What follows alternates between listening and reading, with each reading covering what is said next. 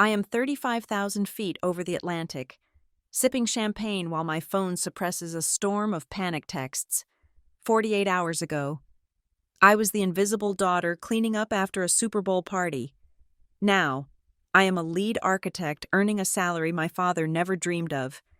They chose football over my graduation, so I chose a one-way ticket. Want to know what it feels like to drop a truth bomb and walk away? Buckle up. My name is Leona Whitestone, and I am 23 years old. Today, I became a ghost. I sat behind the steering wheel of my rusted sedan, the engine ticking as it cooled in the vast, emptying parking lot of the State University Stadium. The asphalt shimmered under the late afternoon sun, radiating a heat that felt oppressive against the windows. But inside, I felt nothing but a hollow, pervading chill. In my lap lay a leather-bound folder embossed with gold lettering. Inside it was a piece of parchment that declared I was the valedictorian of the School of Architecture, a summa cum laude graduate who had finished top of her class. It was the physical manifestation of 4 years of sleepless nights, caffeine-induced tremors, and a level of perfectionism that bordered on pathology. I ran my thumb over the gold foil of the university seal. It was cool to the touch. I looked up at the rearview mirror. My mortarboard cap was slightly crooked, the tassel resting against my cheek. There was no one to tell me to straighten it. There was no one to ask me to smile. There was no one to hold a bouquet of cheap grocery store flowers or to hug me until I couldn't breathe. Around me, the world was alive with celebration. Families were clustered in joyous knots. Fathers were clapping their sons on the back. Mothers were weeping into tissues while adjusting their daughters' hoods. I watched a girl 2 cars over pose for a photo with at least 10 people. They were a chaotic, loud, beautiful mess of love. Her father was holding her diploma up to the sky as if it were a holy relic. I looked away. The silence in my car was so heavy it felt like water filling my lungs. I was drowning on dry land, clutching the most expensive piece of paper I would ever own, and the only sound was the rhythmic thrum of my own heartbeat. It should not have been a surprise. The writing had been on the wall for 2 weeks, scrawled in the invisible ink of my family's indifference. I closed my eyes and let the memory of the phone call wash over me, sharp and stinging like vinegar in a fresh wound. It had been a Tuesday. I had called home, breathless, clutching the letter from the dean that confirmed my class rank. "Mom, Dad," I had said, my voice trembling with a pride I was foolish enough to think they might mirror. "I got the date. Graduation is on the 11th. I'm giving the speech. I'm the valedictorian." There had been a pause on the other end of the line, not a stunned silence of awe, but the distracted silence of people whose attention was drifting elsewhere. I heard the television blaring in the background, the distinct, aggressive commentary of a sports channel. "The 11th?" My father, Frank, had asked, his voice gruff. "Wait, that's a Sunday." "Yes, it is Sunday afternoon," I replied.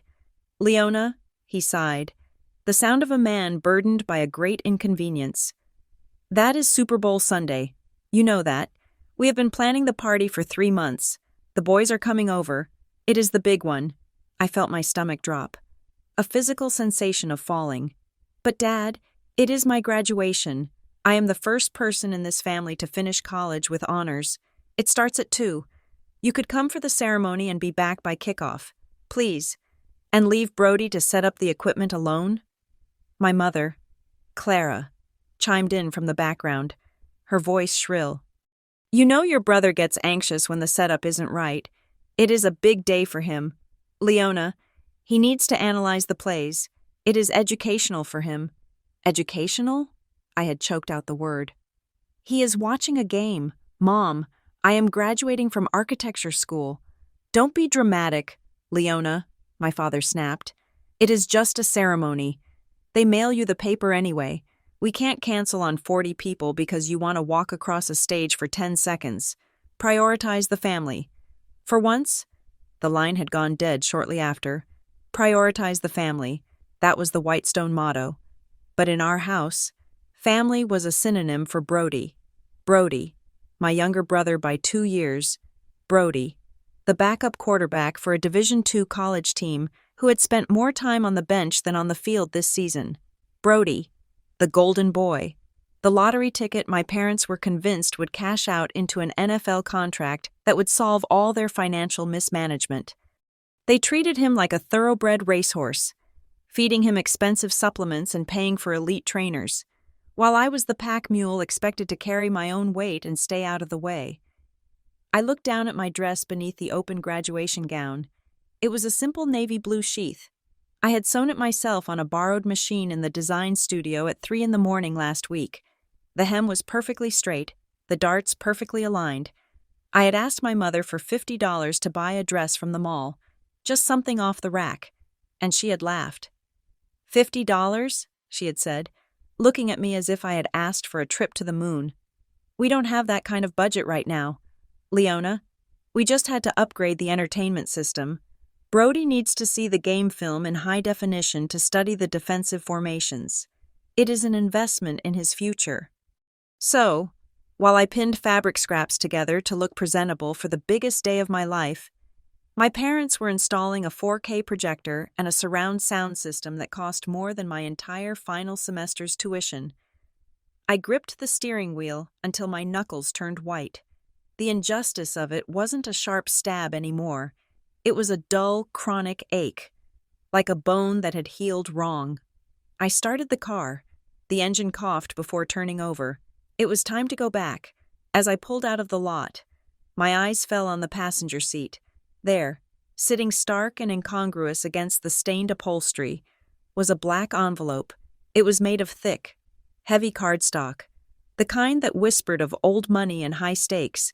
There was no stamp, only my name written in elegant, silver calligraphy, Ms. Leona Whitestone, and below it, a logo embossed in silver, a stylized mountain peak intersecting with a geometric compass, Aurora Holdings. I had received it yesterday. I knew what Aurora Holdings was. Every architecture student knew.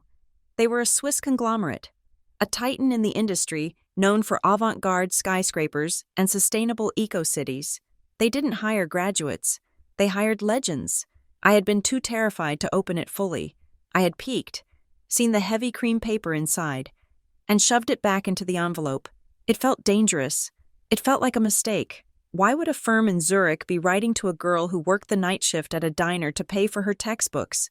I kept it next to me like a talisman, a secret piece of a world I wasn't allowed to touch. The drive home took 40 minutes. I moved from the manicured lawns of the university district to the sprawling, identical subdivisions of the suburbs. The houses here were beige and gray, boxes made of vinyl siding and 30-year mortgages. As I turned onto my street, I saw it. My parents' house was impossible to miss. It wasn't because of the landscaping or the architecture. It was because the front yard had been transformed into a shrine to football. Streamers in the team colors of red and gold were wrapped around the porch pillars. A massive inflatable mascot bobbed in the wind on the lawn, but the pièce de résistance was the banner. Stretched across the garage door, covering the peeling white paint, was a vinyl banner that must have been 10 feet long, in bold, aggressive lettering. It screamed, "Brody and family, Super Bowl party, future NFL legend in the house." I stopped the car at the curb. I stared at the banner. There was no "Congratulations, Leona." There was no "Class of 2026." There was no balloon. There was not even a cardboard sign. I was the valedictorian. I had just conquered one of the most rigorous programs in the state, and my existence had been completely erased to make room for a party celebrating a game my brother wasn't even playing in. I turned off the ignition. For a moment, I considered just driving away. I considered turning the car around, getting on the interstate, and driving until the gas ran out. But I had $72 in my bank account, and I had nowhere to go. The gravity of my poverty was a tether that kept me chained to this driveway. I took a deep breath, grabbed my diploma folder, and stepped out of the car. The wind whipped my graduation gown around my legs. I kept the cap on. It was a petty act of rebellion. If they wouldn't acknowledge what I had done, I would wear the evidence until they were forced to look at it. I walked up the driveway, past the cooler full of ice that was already melting, past the stacks of red plastic cups. I could hear the noise from inside before I even opened the door. The bass of the new sound system was vibrating the front window. Laughter, shouting, the distinct sound of my father's booming voice telling a story I had heard 1,000 times. I pushed the door open and stepped into the foyer. The air smelled of barbecue sauce, stale beer, and cheap cologne. The living room was packed. I recognized a few neighbors, some of Brody's old high school friends, and a handful of my father's drinking buddies. They were glued to the massive screen that covered nearly the entire far wall, the 4K projector in all its glory. No one looked at me. I stood there in my flowing black gown, holding my gold-embossed folder, a grim reaper at a carnival. "Pass the chips," someone yelled. "Brody, my boy, tell them about that touchdown pass from sophomore year," my father roared. I took a step forward, the floorboards creaking under my heels.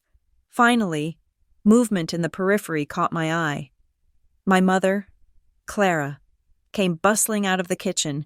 She was wearing a jersey that was 2 sizes too big for her, with Brody's college number on the back. She was balancing a tray of jalapeno poppers. She stopped when she saw me. Her eyes didn't go to my face. They didn't go to the cap on my head. They didn't go to the diploma in my hand. They went straight to my empty hands, or rather, the lack of grocery bags in them. "Oh, good. You are finally here," she said, her voice breathless and frantic. She didn't say hello. She didn't ask how the ceremony was. She didn't ask if I had tripped on stage. "Leona, we are in a crisis," she continued, shoving the tray of poppers onto a side table. "Your father miscalculated the wing count. The boys are eating faster than we expected, and we are completely out of the honey barbecue glaze, and we need more ice. The cooler out front is leaking." I stared at her. "Mom," I said, my voice quiet. "I just got back, from graduation." She waved a hand dismissively, as if swatting away a fly. I know. You went to the school, but look at this house. Leona, we have 50 people here. This is important networking for Brody. Mr. Henderson is here, and his cousin knows a scout for the practice squad." She reached into her pocket and pulled out a crumpled wad of cash and a set of car keys. Not my keys, but the keys to her minivan. "Take the van. My car has more trunk space," she said, thrusting the keys toward me. "Go to the Warehouse Club on 4th Street. Get 3 more bags of frozen wings, the spicy kind, 2 cases of beer, and 4 bags of ice. And be quick. Kickoff is in 2 hours, and I need you to man the fryer." I looked at the keys in her hand. Then I looked at the diploma in mine. "I am wearing my cap and gown," I said. "I am the valedictorian. Mom." She looked at me then, really looked at me, with a mixture of annoyance and pity. "Leona, please, not today. Don't make this about you. Just take the gown off. You can hang it in the closet. Nobody's looking at you anyway." She pressed the keys into my palm, her fingers cold and clammy. "Hurry back, and don't forget the ranch dressing. Brody hates the wings without the ranch." She turned her back on me and walked into the living room, her voice rising an octave as she shouted, "More food is coming. Everyone, Brody, honey, make space for Mr. Henderson." I stood alone in the hallway. The black envelope from Aurora Holdings was still in my car. Sitting in the passenger seat like a loaded gun, the keys to the minivan dug into my palm. Nobody is looking at you anyway. That was the truth. I was a ghost in my own home. I was a service droid, a background character, a provider of wings and ranch dressing. They didn't see the architect. They didn't see the scholar. They saw a delivery girl. I looked at the living room one last time. I saw Brody high-fiving a man I didn't know, his face flushed with the intoxication of unearned adoration. I saw my father pointing at the screen, living vicariously through a game played by strangers. I tightened my grip on the keys. A strange, cold calm settled over me. It was the calm of a structure that had finally identified its load-bearing limit and was preparing for a controlled demolition. "Okay," I whispered to the empty hallway. I will go get the wings. I turned around and walked back out the door, clutching my diploma against my chest like a shield. I wasn't going to cry. Tears were for people who had hope that things might change. I didn't have hope anymore. I had clarity, and as I walked back into the blinding afternoon sun, I realized that ghosts had one distinct advantage over the living. We could disappear, and no one would even notice until the house started to crumble. As I steered my mother's minivan toward the warehouse club, the smell of her vanilla car air freshener was choking me. It was a cloying, artificial scent that tried too hard to mask the underlying odor of stale French fries and gym bags. It was the scent of my childhood, a cheap cover-up for a messy reality. My hands were shaking against the steering wheel, not from the cold, but from the sudden, violent clarity of the last 4 years. The request for wings and ranch dressing was not just an errand, it was a reminder of my station. For the last 48 months, while I was building skyscrapers in my mind, my body had been indentured to the service of others. I remembered the grease burns.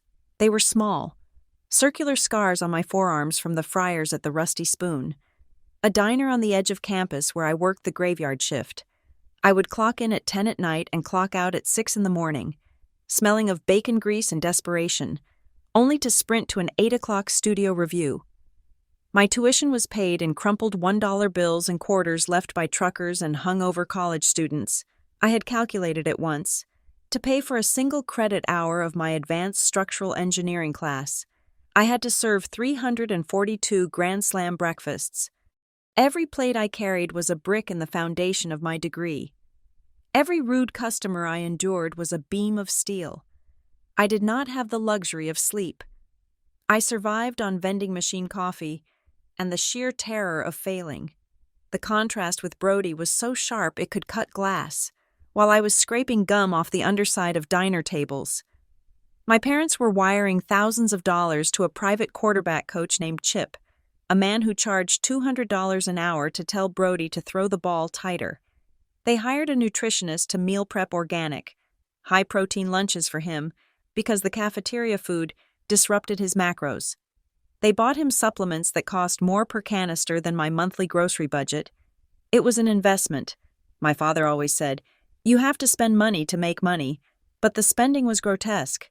When Brody failed Intro to Sociology, a class where the only requirement was attendance, my father did not scold him. He drove to the campus and took the professor out for a steak dinner and tickets to a pro game. Miraculously, Brody's grade shifted to a passing C. They were not just supporting him, they were curating a reality where he could not fail, paving his road with gold bricks pulled from the crumbling foundation of our family finances. And the irony, the bitter, jagged pill I had to swallow, was that Brody was mediocre. I knew sports. You cannot live in the Whitestone house without absorbing the mechanics of football by osmosis. I saw the tapes. Brody had a weak arm. He panicked in the pocket. He had been benched 3 times in his junior year for throwing interceptions in the red zone. But to Frank and Clara, these were not failures of talent.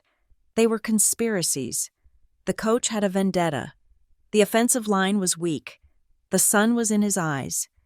They constructed a fortress of excuses to protect their delusion that their son was the next Tom Brady, destined for a multi-million-dollar contract that would reimburse them for every penny they had wasted. I, on the other hand, was the threat. I learned early on that my success was not a source of pride, but a source of competition for resources. In my sophomore year, I won a prestigious design competition hosted by a firm in Tokyo. The prize was $5,000. I remember the rush of adrenaline when the email came through. I wanted to scream.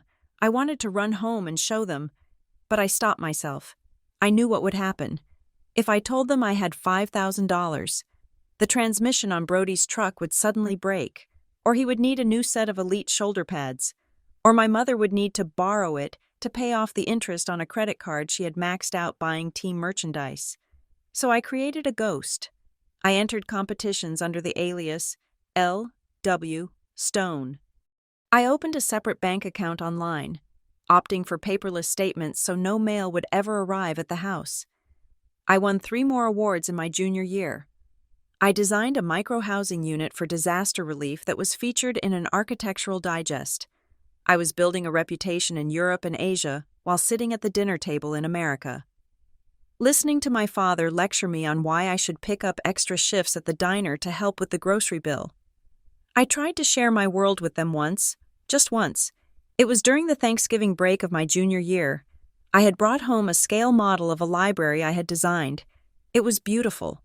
A complex lattice of balsa wood and acrylic, designed to maximize natural light. I had spent 6 weeks gluing it together with tweezers. I placed it on the dining table, pushing aside the salt and pepper shakers. "Dad, Mom," I had said, my voice eager. "Look at this. Professor Miller said it is the best concept he has seen in 10 years. He thinks I could get an internship in Chicago." My father looked up from his phone. He chewed his roast beef slowly, eyeing the delicate structure. "It looks flimsy," he grunted. "How much glue did you use?" "You know, speaking of structure, Brody gained 4 pounds of muscle this month. His bench press is up to 280. The scouts are going to go crazy for that upper body strength." "But Dad," I pressed, "this is about light refraction. It is sustainable design. It could actually get built." "Chicago is expensive," my mother added, not even looking at the model. "Brody needs new cleats for the spring training camp, the ones with the custom ankle support. They are $300. We can't be funding trips to Chicago for unpaid internships." "Leona." "It is paid," I argued. "They pay $20 an hour." "Peanuts," my father scoffed. "Rookie minimum in the league is hundreds of thousands. That is where the focus needs to be. Don't clutter the table." "Leona." "We need room for the pie." I moved the model. I took it back to my room and put it in the closet. Later that night, I heard a crunch. Brody had come in drunk and tossed his gym bag into my closet, crushing the balsa wood lattice. I didn't cry. I just swept up the splinters. But the moment that truly severed the cord, the moment that turned my blood to ice, happened 6 months ago. I had been saving for a new laptop. My old one was a brick, overheating constantly, unable to handle the complex rendering software I needed for my thesis. I had taped the fan together. I had prayed over it every time I hit save. I had scraped together $800, tip by greasy tip, hiding the cash in a hollowed-out textbook. Then, my parents called. They wanted to visit me for the weekend. It was the first time in 4 years they had offered to come to my university town. I was ecstatic. I thought, finally, they want to see my life. They want to see where I work, where I study. "We are a little tight on cash this month," my mother had whispered over the phone. "The plane tickets are pricey." I made a choice. I took the $800 out of the textbook. I went to the pawn shop and sold my old laptop for another $200. I bought 2 round-trip tickets for them. I sent them the confirmation numbers with a heart emoji. I told myself I could use the computer lab at the library. I told myself I could work extra shifts. Seeing them would be worth it. I scrubbed my apartment. I bought the expensive coffee they liked. I waited. On the Friday morning they were supposed to fly. My phone rang. "Leona," my father said. "We can't come." "What?" I gripped the phone. "The flight leaves in 4 hours. Is everything okay? Is someone sick?" "It is Brody," he said, his voice grave, as if announcing a death. He jammed his pinky finger playing catch in the yard. "It is swollen. We have to take him to the specialist immediately." "We can't risk permanent ligament damage. It is his throwing hand." "His pinky?" I asked, my voice flat. "You are missing my senior exhibition because Brody hurt his pinky finger?" "You are being selfish," he snapped. "This is his career. We have to be there for the MRI. Cancel the tickets. Maybe you can get a refund." "They are non-refundable, Dad. I paid for them. That was $1,000. "Well, that is just money," he said. "Family is family." They hung up. I sat in my dark apartment, the one that smelled of cleaning products I had bought specifically for them. I walked to the library to use the public computers because I had sold mine. I sat there for 12 hours, rendering my project, weeping silently as the screen blurred before my eyes. Later that night, I took a break and scrolled through social media on my phone, and there it was, a photo on Brody's Instagram. Location, the Grand Sapphire Resort and Casino, 2 hours from their house. The caption read, "The fam taking me out to relax before the season starts. Good vibes only. Blessed future star." In the photo, my father was holding a cocktail with a little umbrella. My mother was laughing, wearing a sun hat. Brody was giving a thumbs up, his pinky finger wrapped in a small, insignificant piece of white tape. They hadn't gone to a specialist. They had taken the money they would have spent on visiting me and used it to take Brody on a luxury weekend getaway to soothe his trauma of a jammed finger. I sat in the fluorescent hum of the library basement, eating a cup of instant noodles that tasted like salt and cardboard. I looked at the picture of the blue pool water, the expensive steaks on their plates, the smiles that were never directed at me. That was the moment the equation finally balanced in my head. I was not their daughter. I was not a person to be nurtured or loved or celebrated. I was the hedge bet. I was the safety net they hoped they would never have to use.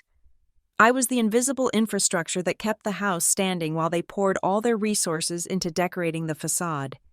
They assumed I would always be there. They assumed I would be the reliable, boring, steady Leona who would take care of them when the NFL dream inevitably crashed into the wall of reality. They thought I was a permanent fixture, like a load-bearing wall that you never paint but never thank. I finished my noodles. I wiped my mouth. I went back to the computer and opened a new tab. I searched for Aurora Holdings, Zurich. I looked at the application requirements. I looked at the portfolio guidelines. I didn't apply as Leona Whitestone, the daughter. I applied as the architect who had built herself from the ground up while her family tried to strip mine her for parts. Now, driving the minivan back to the House of Lies, with the smell of frozen chicken wings thawing in the trunk, I knew something they didn't. The load-bearing wall had just condemned the building. I turned onto our street. The music from the party was even louder now. I could see the flicker of the giant screen through the living room window. They were celebrating a game. I was preparing to win the war. I parked the van, took a deep breath of the suburban air, and prepared to play my role one last time. The dutiful daughter, the runner of errands. But beneath the graduation gown that I refused to take off, my heart was no longer beating for them. It was beating in time with a clock that was counting down to 0. And when it hit 0, there would be no overtime. There would only be the sudden, deafening silence of a house collapsing under the weight of its own neglect. I was halfway through stacking the bags of frozen chicken wings into the overflowing freezer in the garage when my phone buzzed in my back pocket. I almost ignored it. I assumed it was my mother calling from the living room, 20 feet away, to ask where I had put the ranch dressing. But the vibration was persistent, a long, demanding hum that felt different from her frantic, staccato texts. I pulled the phone out. The screen displayed a number I did not have saved, but the area code was local. I hesitated, my thumb hovering over the decline button. The noise from the house was deafening, a chorus of shouted play-by-play commentary and the clatter of beer bottles. I needed a reason to step away, even for a minute. "Hello?" I answered, stepping out of the garage and into the cool, biting air of the side yard. "Leona?" a voice said. It was a woman's voice, low, smoky, and laced with an authority that made me straighten my spine instinctively. "It is your Aunt Margot." My breath hitched. Margot. The name was practically a forbidden word in the Whitestone household. My father's older sister, the woman who had committed the cardinal sin of leaving our small town, refusing to marry a high school sweetheart, and building a formidable career in corporate law in the city. To my father, she was a traitor to family values. To my mother, she was that cold woman who thinks she is better than us. I hadn't seen her in 6 years, not since she had argued with my father at Thanksgiving about his reckless spending on Brody's Pee Wee League gear. "Aunt Margot?" I whispered, looking over my shoulder to make sure the garage door was closed. "Is everything okay?" "No, everything is not okay," she said, her voice crisp. "I am currently sitting in my car outside the University Administration Building. I sent a bouquet of white lilies and orchids to the ceremony for you. The receptionist just called me to say they were never picked up. She said you left immediately. I felt a lump form in my throat, hard and painful. You sent flowers? Of course I sent flowers. You are the valedictorian. Leona, it is a monumental achievement. She paused, and her tone softened, losing its corporate edge. I assume Frank and Clara were not there to hold them for you? No, I said, my voice cracking. They are prepping for the Super Bowl party. A sharp exhale of breath came through the receiver. It sounded like a hiss. I see. Typical. Listen to me. Leona, I am in town. I am at the Black Oak Coffee House on 5th Street. It is 20 minutes from your house. Can you get away? I don't know, I stammered. I have to fry the wings. The game starts soon. Leona, she cut me off. Drop the wings. Get in your car. This is not a request. It is a strategy meeting. I will see you in 30 minutes. The line went dead. I stared at the phone. For the first time all day, a spark of something other than despair ignited in my chest. Someone had sent flowers. Someone knew I existed. I walked back into the kitchen. My mother was frantically arranging a platter of sliders. Mom, I said, trying to keep my voice steady. I forgot the extra napkins and the spicy mustard. I have to run back to the store. Again? She groaned, not looking up. Honestly, Leona, you are so scatterbrained today. Just go, and be fast. The pregame show is starting. I grabbed my keys and ran. The Black Oak Coffee House was a sanctuary of dark wood, soft jazz, and the rich aroma of roasted beans, a stark contrast to the smell of stale beer and desperation that permeated my parents' house. I spotted Aunt Margot immediately in a booth at the back. She looked out of place in this sleepy college town, dressed in a sharp charcoal blazer and a silk scarf. Her silver-streaked hair cut in a precise, angular bob. She was typing on a tablet, a glass of sparkling water untouched beside her. When I approached, she looked up. Her eyes were dark like my father's, but where his were usually clouded with delusion or anger, hers were clear, piercing, and intelligent. She stood up and did something that nearly broke me. She hugged me. It wasn't a tentative hug. It was firm, grounding. She held me by the shoulders and looked me in the eye. Congratulations, Leona, she said. I am incredibly proud of you. I sat down, blinking back tears. I didn't know you knew, I said. Dad never talks about you. I know, she smiled wryly. I am the villain in the narrative of the glorious Whitestone dynasty. But just because I am estranged does not mean I am blind. I have eyes, Leona, and I have the internet. She tapped her tablet screen and spun it around to face me. My jaw dropped. On the screen was a browser window open to a design blog. It was an article about the future of sustainable urban living. The featured image was my project, the one I had won the Tokyo Prize for. The byline read, Designed by L. Stone. You know? I whispered. I have followed every competition, Margot said, leaning forward. I have alerts set up for your alias.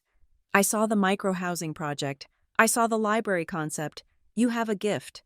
Leona, a rare, mathematical, artistic gift.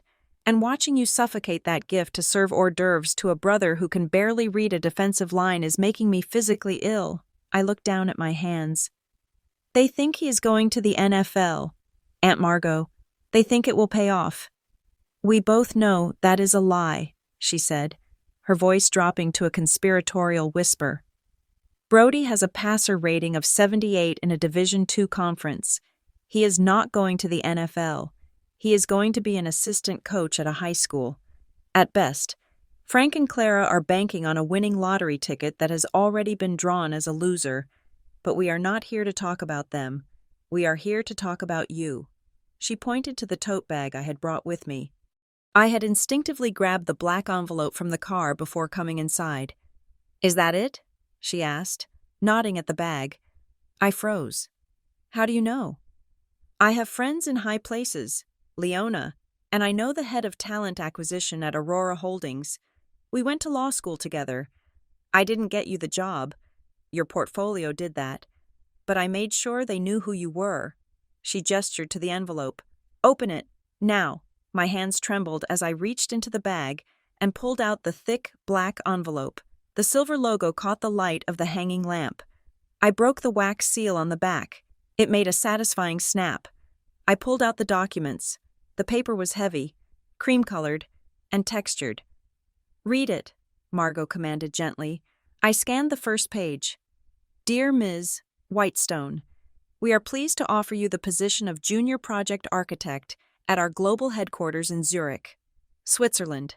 My eyes widened as I scrolled down to the compensation section. I stopped. I read it again. Is this a typo? I asked, my voice barely audible. Read the number, Margot said. 150,000 Swiss francs, I read, plus a 20,000 franc relocation bonus and full housing allowance for the first 12 months in a corporate apartment in the city center. I looked up at Margot. That is more money than my father has made in the last 3 years combined. It is the market rate for a top-tier talent in one of the most expensive cities in the world, Margot said matter-of-factly. Keep reading. The logistics. I turned the page. Start date, Tuesday, February 14th. Travel arrangements. A one-way business class ticket on Lufthansa Flight 404 has been reserved in your name. Departing from International Airport at 9 o'clock in the evening this Sunday. This Sunday? I choked out. That is tonight. That is Super Bowl Sunday. Correct, Margot said. You have to be in Zurich on Monday morning to process your work visa and residency permit, so you can start orientation on Tuesday. The timeline is tight because the project you are assigned to, the EcoSpire in Dubai, launches its design phase on Wednesday. I stared at the ticket voucher attached to the back. Business class, Zone 1, priority boarding. I can't just leave, I said, the old panic rising in my chest. Tonight? In the middle of the party? Dad will kill me. Mom? She won't know how to pay the electric bill next month without my contribution. Margot reached across the table and covered my hand with hers. Her grip was iron strong. Leona, look at me. I met her gaze. You are waiting for a moment that is never going to happen, she said softly. You are waiting for them to wake up. You are waiting for Frank to turn off the TV, look at you, and say, I see you, Leona. I value you. You are waiting for Clara to stop obsessing over Brody and ask you about your dreams. She squeezed my hand. It is not going to happen. They are addicts. They are addicted to the fantasy of Brody's success because it is the only thing that distracts them from their own mediocrity. If you stay, you will not save them. You will just be the fuel they burn to keep warm while they wait for a sun that will never rise. But they are my parents, I whispered, a tear finally escaping and tracking down my cheek. It feels cruel to just vanish. Was it cruel when they missed your graduation to watch a pregame show? Margot asked, her voice hard again. Was it cruel when they took your laptop money to go to a casino? Was it cruel when they made you a servant in your own home? I didn't answer. The images flashed through my mind. The banner with no name. The family vacation I wasn't invited to. The balsa wood model crushed in the closet. Cruelty is a two-way street, my dear, Margot said. But this is not about revenge. This is about survival. You are standing on a sinking ship. A rescue helicopter has just lowered a ladder. You can take the ladder, or you can drown out of politeness. She sat back and took a sip of her water. Here is my advice, she continued. Don't ask for permission. Don't ask for understanding. Don't wait for them to love you enough to let you go. They never will. Instead, make them regret not loving you enough to make you stay. The words hung in the air between us, heavy and absolute. Make them regret. I looked at the contract again.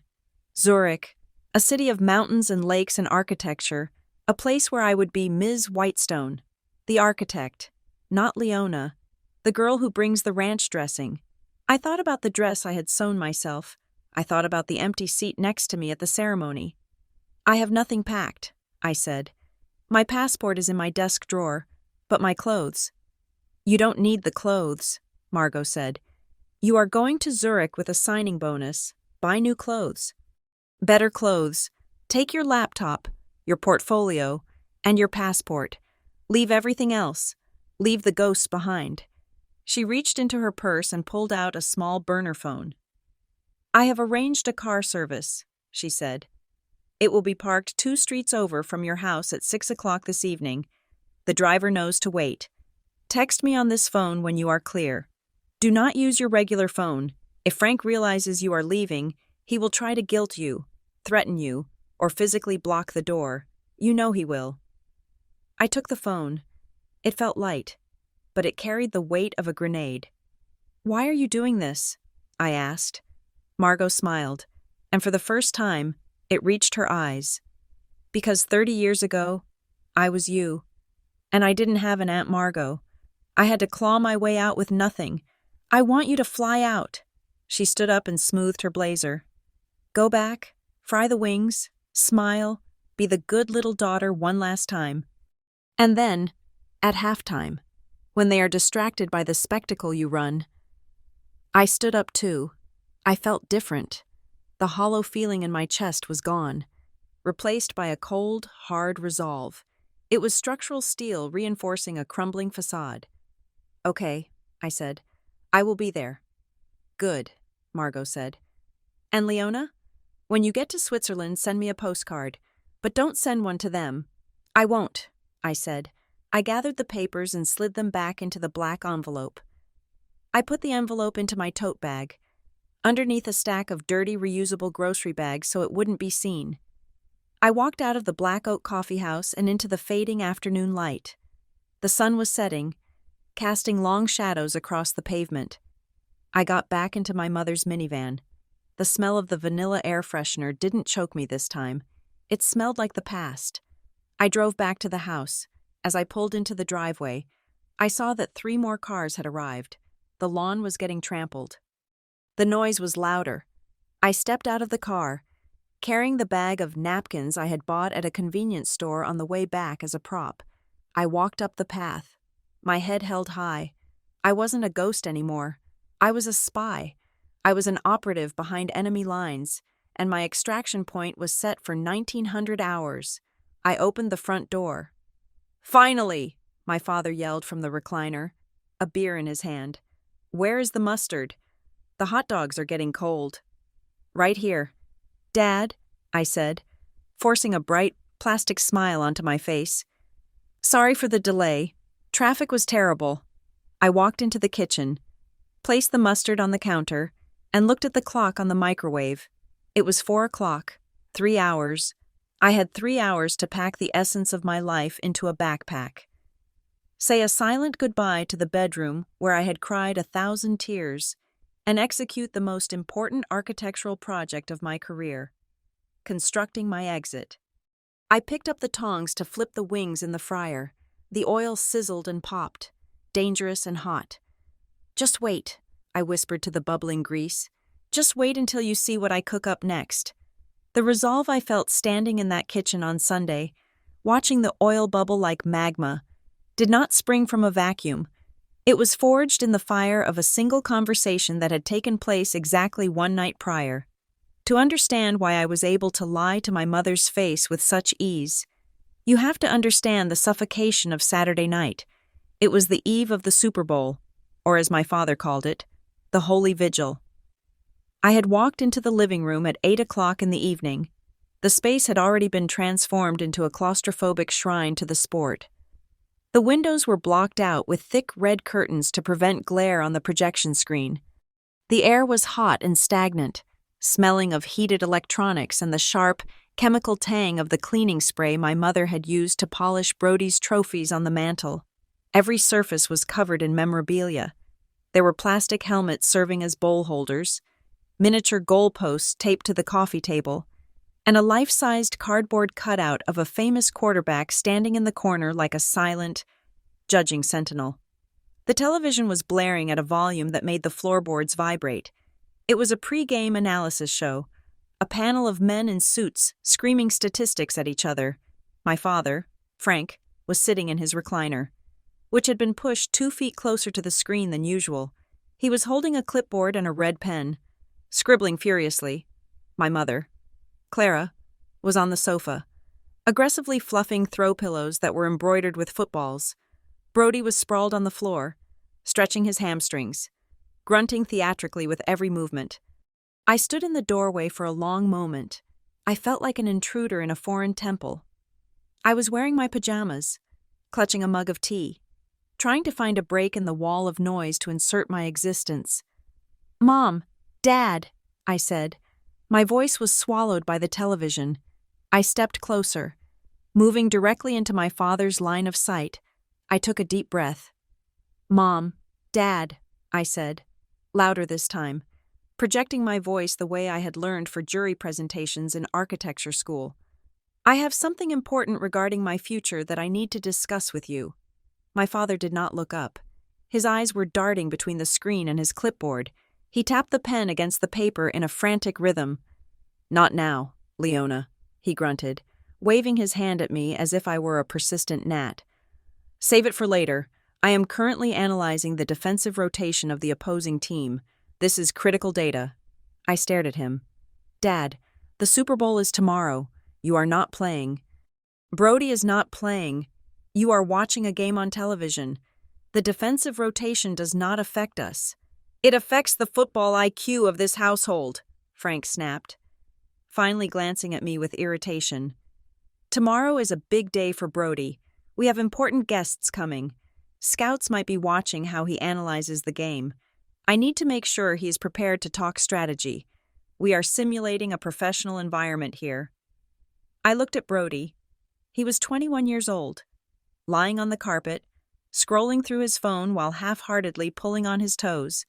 He didn't look like he was analyzing anything other than a dating app.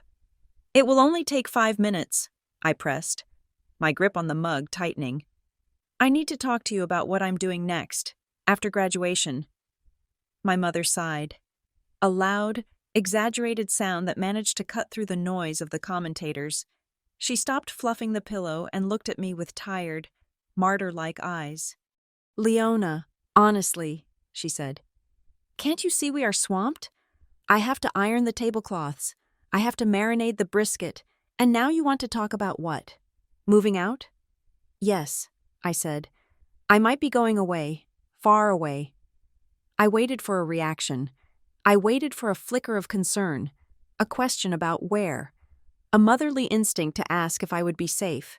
Clara just rolled her eyes and picked up a lint roller to clean the sofa arm. "Where?" she asked.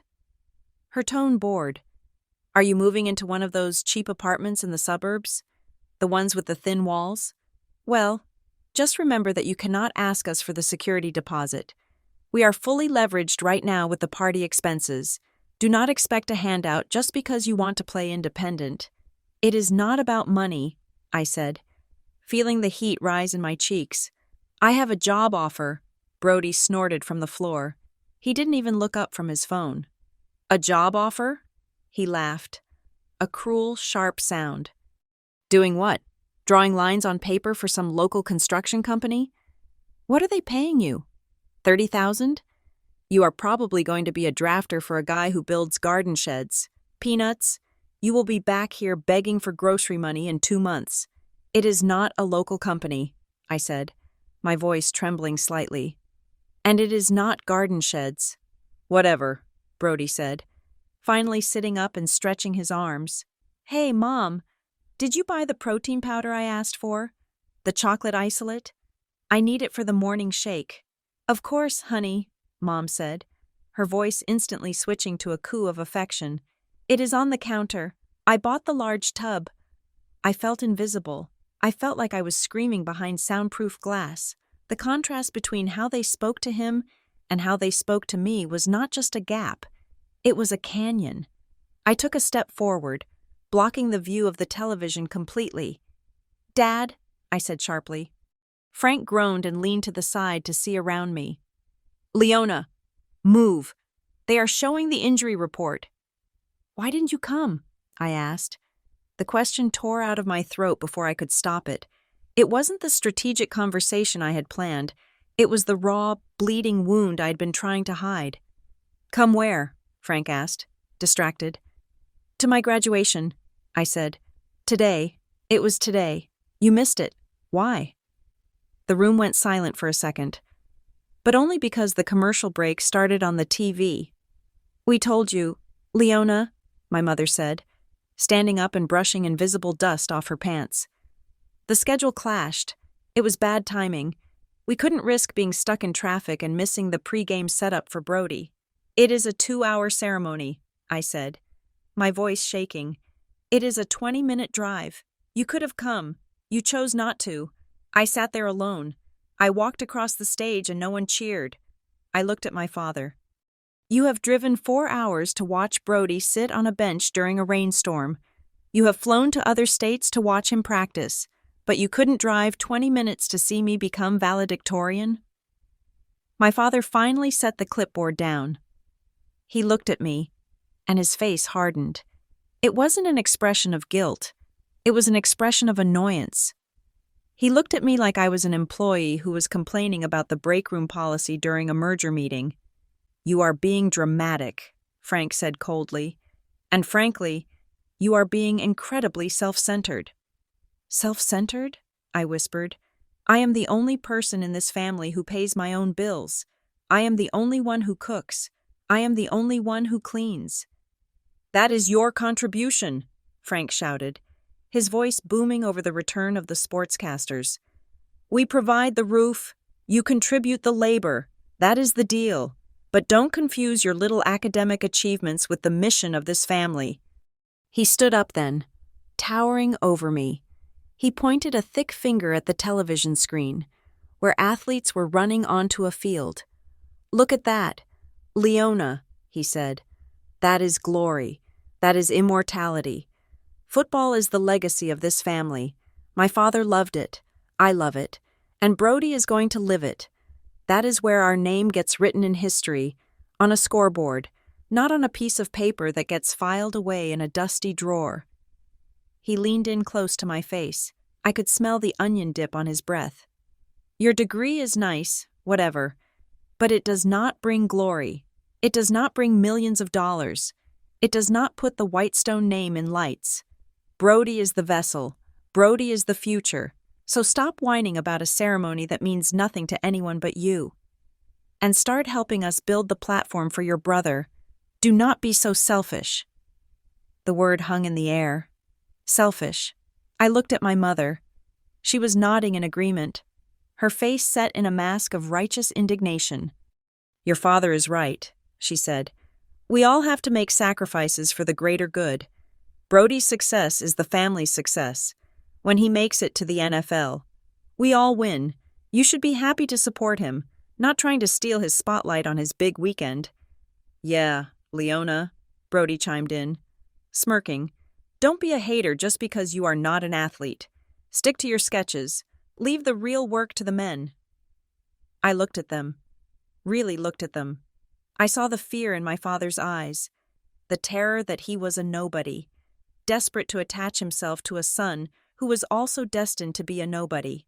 I saw the calculation in my mother's eyes, the way she viewed her children as financial assets, one high yield and one worthless. I saw the arrogance in Brody's eyes, the unearned confidence of a boy who had never been allowed to fail. And in that moment, something inside me snapped. It wasn't a loud snap. It wasn't a scream. It was the quiet, metallic click of a lock disengaging. The heat in my chest vanished. The tears that had been threatening to spill evaporated instantly. My heart, which had been pounding with hurt and anger, slowed to a steady, rhythmic beat. It was the coldest sensation I had ever felt. It was the death of hope. It was the death of the child who wanted their approval. I looked at my father. I looked at my mother. I looked at my brother. And I smiled. It wasn't a nice smile. It didn't reach my eyes. It was a smile that showed too many teeth. It was the smile of a predator that has just realized the cage door is unlocked. "You are right," I said. My voice was steady, smooth, and utterly devoid of emotion. "I have been very selfish. I have been focusing on the wrong things." My father nodded, satisfied, mistaking my surrender for obedience. He sat back down in his recliner and picked up his pen. Good, he grunted. Glad you finally understand. Now, go make some more ice. We are running low for tomorrow. Yes, Dad, I said. I understand completely. I won't be selfish anymore. I will do exactly what needs to be done. I turned around and walked out of the living room. Make sure the ice is cubed, not crushed, Mom yelled after me. I walked into the dark kitchen. The light from the refrigerator spilled onto the floor as I opened the freezer. The cold air hit my face, matching the temperature of my soul. They wanted me to stop being selfish? Fine. I would give them exactly what they asked for. I would remove myself from the equation entirely. I would take my selfish income, my selfish talent, and my selfish future, and I would deposit them in a bank account in Zurich. I grabbed the ice tray. I twisted it, listening to the cubes crack and fall into the bucket. Each crack sounded like a bridge burning. That was the moment I left them. My body was still in the house for another 24 hours, but Leona Whitestone, the daughter, died in that living room on Saturday night. The person who walked out was Leona Whitestone, the architect, and I was about to design a masterpiece of absence. The operation began at 0300 hours on Sunday morning. The house was finally silent. My father's snores reverberated through the thin drywall like the rhythmic grinding of a dying engine. Brody was passed out on the couch, the blue light of the television still flickering over his slack face. I moved through the darkness of my bedroom with the precision of a burglar. I did not turn on the light. I had lived in this 12 by 12 box for 23 years. I knew the location of every squeaky floorboard and every piece of furniture by muscle memory. My suitcase lay open on the bed, a small, battered carry-on that I had bought at a thrift store. I was not packing for a trip. I was packing for an extraction. Clothes were irrelevant. I took 2 pairs of jeans, 3 plain t-shirts, and my underwear. I rolled them tightly, military style, to maximize space.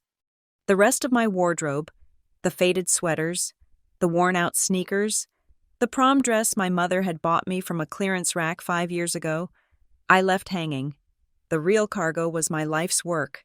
I carefully slid my external hard drive into the padded sleeve of my laptop bag. That drive contained 4 years of architectural renderings, CAD files, and my entire digital portfolio. It was worth more than the house I was standing in. Next went my sketchbook, the leather-bound journal where I had drafted the Aurora concepts. Then, the most critical document, my passport. I checked it 3 times to ensure it was valid. The rest of my possessions had already been liquidated. Over the last 48 hours, in the dead of night and during bathroom breaks, I had been orchestrating a fire sale. My textbooks, sold to a junior in my program for $300 cash, handed off in a furtive exchange behind the library dumpsters. My collection of vintage drafting tools, sold to a pawn shop downtown for a fraction of their value. My bicycle, sold on an online marketplace to a stranger who picked it up while my parents were at the grocery store. I had raised $850. It was my war chest. It was enough for a cab in Zurich, a meal, and a prepaid SIM card. I looked around the room. It was beginning to look like a hotel room after checkout. Impersonal, sterile. The bookshelves were empty. The desk was bare. I opened the closet door. It looked full, but it was a trompe-l'oeil. I had pushed all the hangers to the front, creating a wall of fabric that concealed the emptiness behind it. A casual observer would see a teenager's messy closet. An investigator would see a hollow shell. I sat down at the empty desk. I pulled a piece of stationery from the drawer and a pen. I uncapped it. The nib hovered over the paper. Dear Mom and Dad. I wrote the words. I stared at them. I am leaving. I can't do this anymore. You hurt me. I wrote 2 sentences. Then I stopped. The ink bled slightly into the paper. Why was I writing this? To explain? To justify? To ask for forgiveness? A letter was a plea. A letter was a request to be understood. And a letter could be burned, crumpled, or ignored. It could be spun. Oh, Leona left a note. She is just having a tantrum. No. I ripped the page off the pad. I crumpled it into a tight ball. I walked to the window, opened it a crack, and flicked the ball into the night. Words on paper were too soft for this family. They needed a demolition. They needed to see the wrecking ball hit the glass. I would not leave a note. I would leave a crater. I would deliver my resignation in person. In front of witnesses, when the stakes were highest, the door to my room creaked. I froze. Leona? It was my mother. She was standing in the hallway, squinting in the dim light. She was wearing her bathrobe, holding a glass of water. "Why are you up?" she whispered loudly. "And why is it so clean in here?" My heart hammered against my ribs like a trapped bird. I casually threw a blanket over the suitcase on the bed. "I couldn't sleep," I said, keeping my voice low. Nervous energy, so I started cleaning, just tidying up. She peered into the room. Her eyes scanned the empty desk, the clear floor. "Well, good," she nodded, taking a sip of water. "It looks decent for once. Keep it that way. We need to use your room for the coats tomorrow. The closet downstairs is full of Brody's gear. When the guests arrive, just tell them to dump their jackets on your bed." "Sure, Mom," I said. "I will make room for the coats. And don't stay up too late," she added, turning away. "You have to be up at 6 to start the slow cooker. The pork shoulder needs 12 hours. "I know," I said. 6 a.m. I will be there." She walked away. She didn't notice the missing books. She didn't notice the lack of personal photos. She saw a clean room, and her only thought was how it could serve her party. I closed the door. I leaned against it and exhaled slowly. At 6 o'clock in the morning, I was in the kitchen. I rubbed the spice rub into the pork shoulder with the mechanical efficiency of a robot. I peeled 5 pounds of potatoes.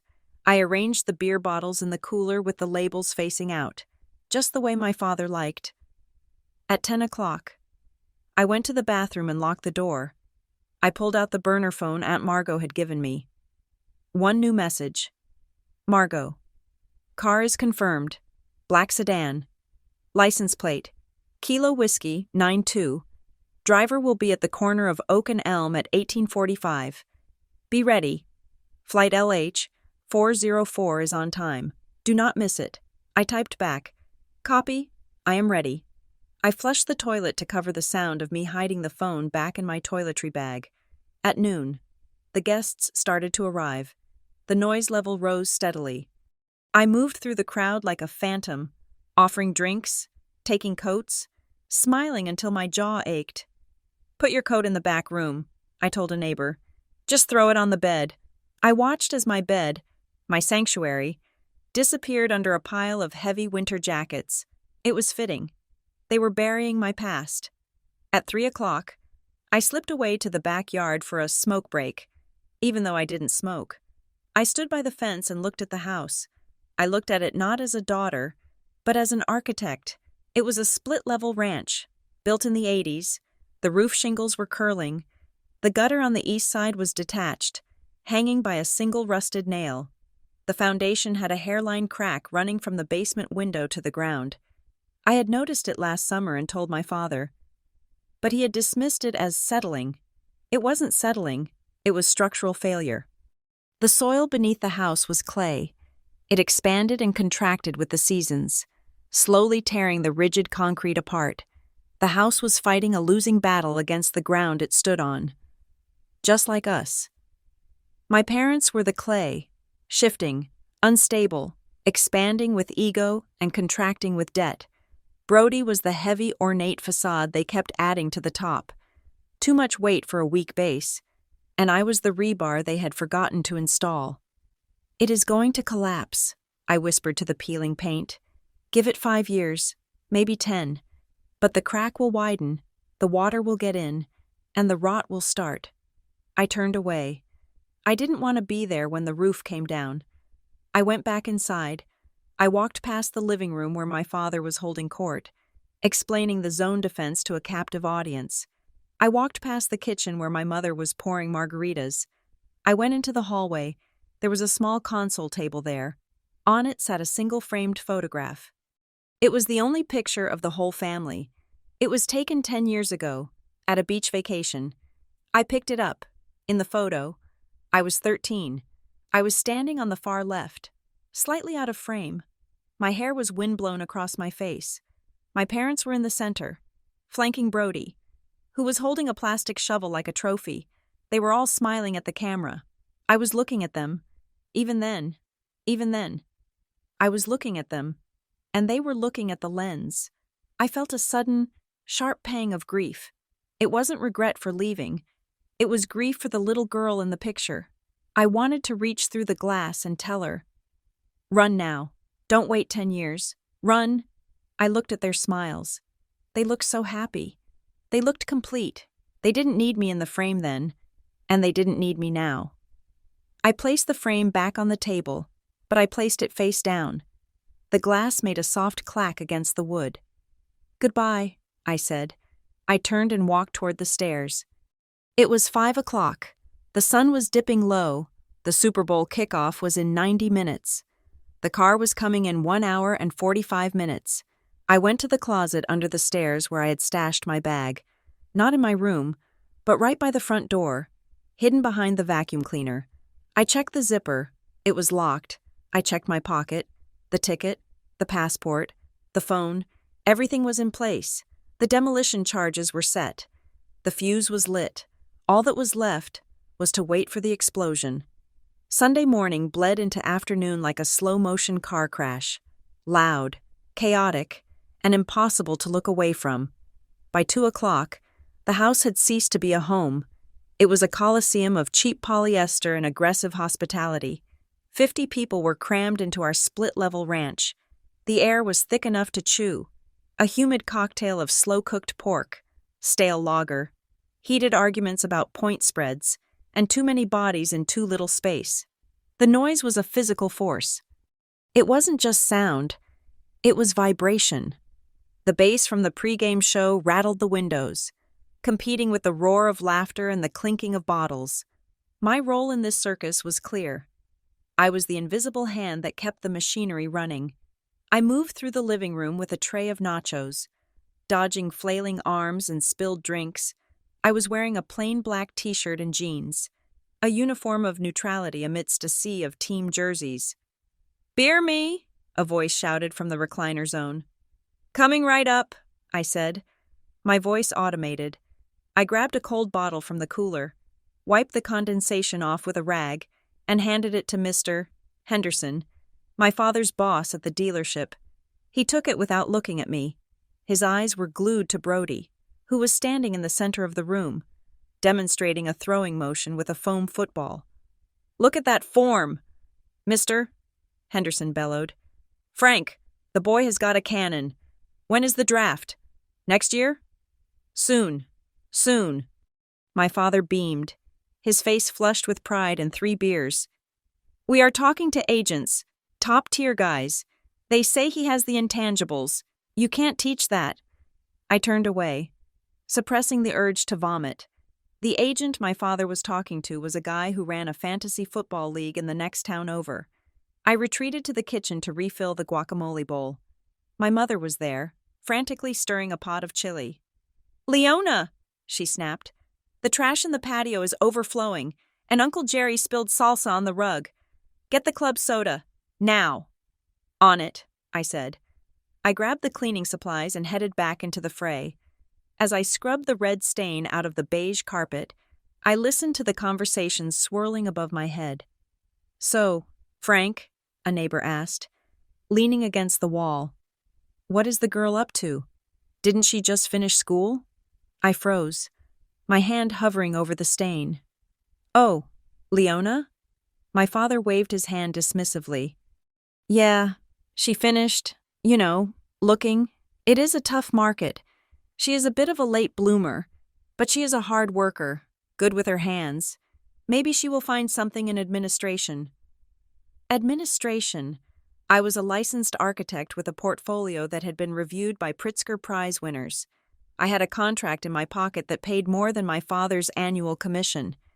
"She is a good helper," my mother added, drifting by with a tray of shots.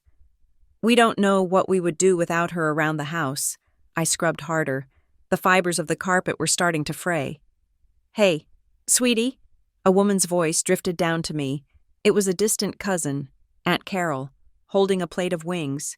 What was your major again? Something with drawing? Art history? I looked up. I forced the corners of my mouth into a smile that felt like it was made of glass. Architecture, I said. Oh, right, she nodded vaguely. Like designing houses? My neighbor is redoing her kitchen. Maybe you could help her pick out tile. She can't pay much, but it would be good exposure for you. I will keep that in mind, I said. Excuse me, I have to empty the trash. I stood up and walked away. I could feel the weight of the envelope in my back pocket. It was a physical heat against my skin. 150,000 francs. Zurich, EcoSpire. The contrast between their perception of me and my reality was so vast it was almost funny. They were pitying a millionaire. They were offering kitchen tile gigs to the lead architect of a Dubai skyscraper. I went to the backyard. Brody was there, holding court by the grill. He was wearing his old high school varsity jacket, which was tight around the shoulders now. He was surrounded by a group of guys from his gym. So I told the coach, Brody was saying, gesturing with a pair of tongs. If you want to win, you put the ball in my hands. I don't care about the play call. I read the field. It is instinct. Bro, pure instinct. The guys nodded solemnly, absorbing his wisdom as if he were a war hero recounting a battle, rather than a bench warmer recounting a scrimmage. Brody, you are a legend, one of them said. For real. Brody soaked it in. He looked at me as I dragged the heavy trash bag past the group. Hey, Leona, he called out. Grab us another six-pack, will you? And make sure they are cold this time. The last ones were lukewarm, his friends chuckled. I stopped. I looked at him. Sure, Brody, I said. Anything for the legend. I walked to the cooler. I didn't grab the beer. I checked my watch. It was 1700 hours. 5 o'clock. 3 hours until flight LH404 departed. 2 hours until boarding. 1 hour until the car arrived. The sun was beginning to dip below the tree line. The sky was turning a bruised purple. The pregame show was ending. The national anthem was about to start. I walked back into the house. The atmosphere had shifted. The frantic energy of arrival had settled into a heavy, anticipatory buzz. Everyone was finding their seats. The volume on the TV was cranked up to the maximum. Everyone! Everyone! My father yelled, standing on a chair. Quiet down. The game is starting. This is it. The Holy Bowl. A cheer went up. People clapped. I stood by the kitchen door, leaning against the frame. I looked at the scene. My father, red-faced and shouting.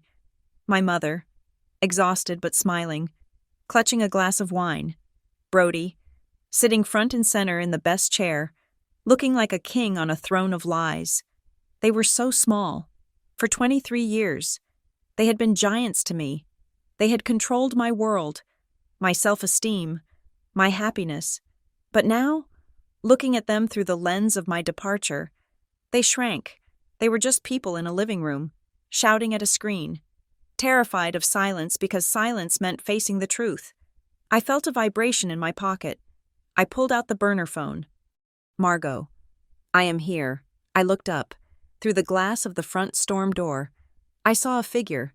She was standing on the porch, uninvited, unannounced. She wasn't wearing a jersey. She was wearing a long camel coat and sunglasses. Even though the sun had set, she opened the door and stepped into the foyer. The noise in the room faltered. Heads turned. Margot, my father said, stepping down from the chair. What the hell are you doing here? Margot took off her sunglasses. Her eyes swept the room, dismissing the guests, the decorations, the chaos. Her gaze landed on me. She didn't smile. She just winked, a slow, deliberate wink. I heard there was a party, Margot said, her voice cutting through the silence like a knife, and I thought I would stop by to wish my niece a happy graduation, since no one else did. The room went deadly quiet. My father's face turned a shade of purple that matched the curtains. We are watching the game.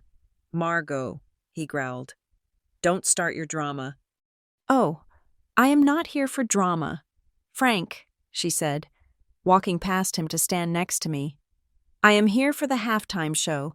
I hear it is going to be unforgettable this year. She squeezed my arm. Ready?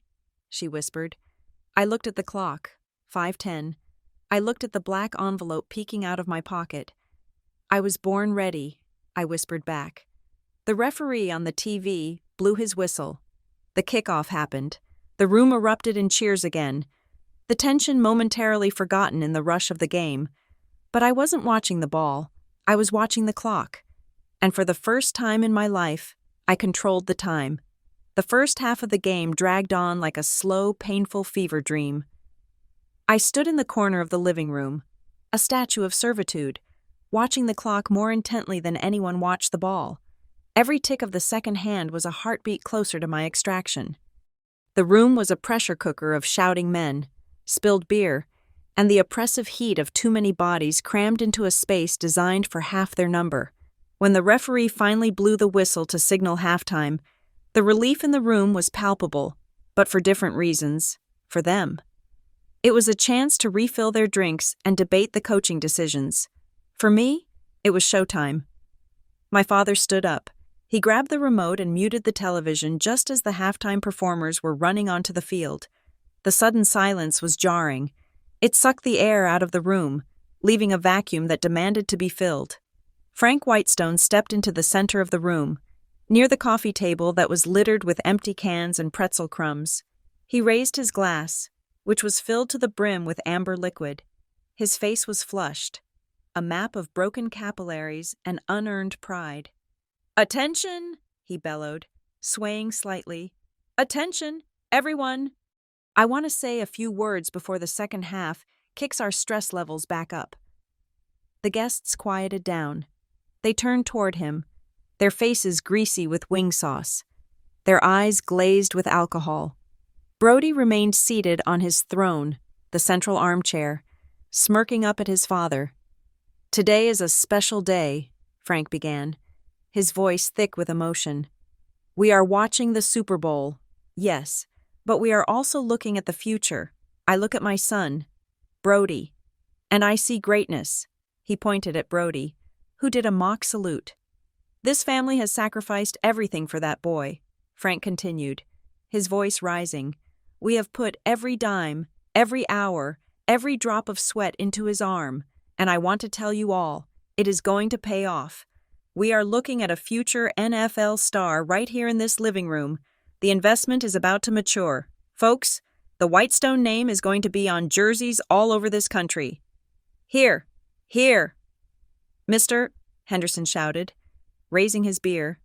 "To Brody," my mother cried out from the kitchen doorway, wiping her hands on her apron. "To our golden ticket." The room erupted in a chorus of "To Brody" and the clinking of glass. I watched them. I watched the collective delusion swirling around the room like smoke. They were toasting a phantom. They were celebrating a lottery win on a ticket that hadn't even been purchased. My heart hammered against my ribs, hard and fast. This was it. The car was 20 minutes away. The bags were by the door. The fuse was burning. I stepped away from the wall. I didn't walk like the servant girl anymore. I didn't scurry. I walked with the measured, rhythmic stride of a woman who had walked across a stage to accept the highest honor her university could bestow. I walked right into the center of the room, standing directly between my father and the television screen. I reached out and plucked a glass of champagne from the hand of a startled neighbor. "Excuse me," I said. My voice was not loud, but it was clear. It had a timbre of steel that cut through the murmurs. "I would like to say a few words, too." The room went quiet again. But this time, it was an awkward, confused silence. My father looked at me as if the furniture had suddenly started speaking. "Leona?" He frowned, his brow furrowing. "What are you doing? Sit down."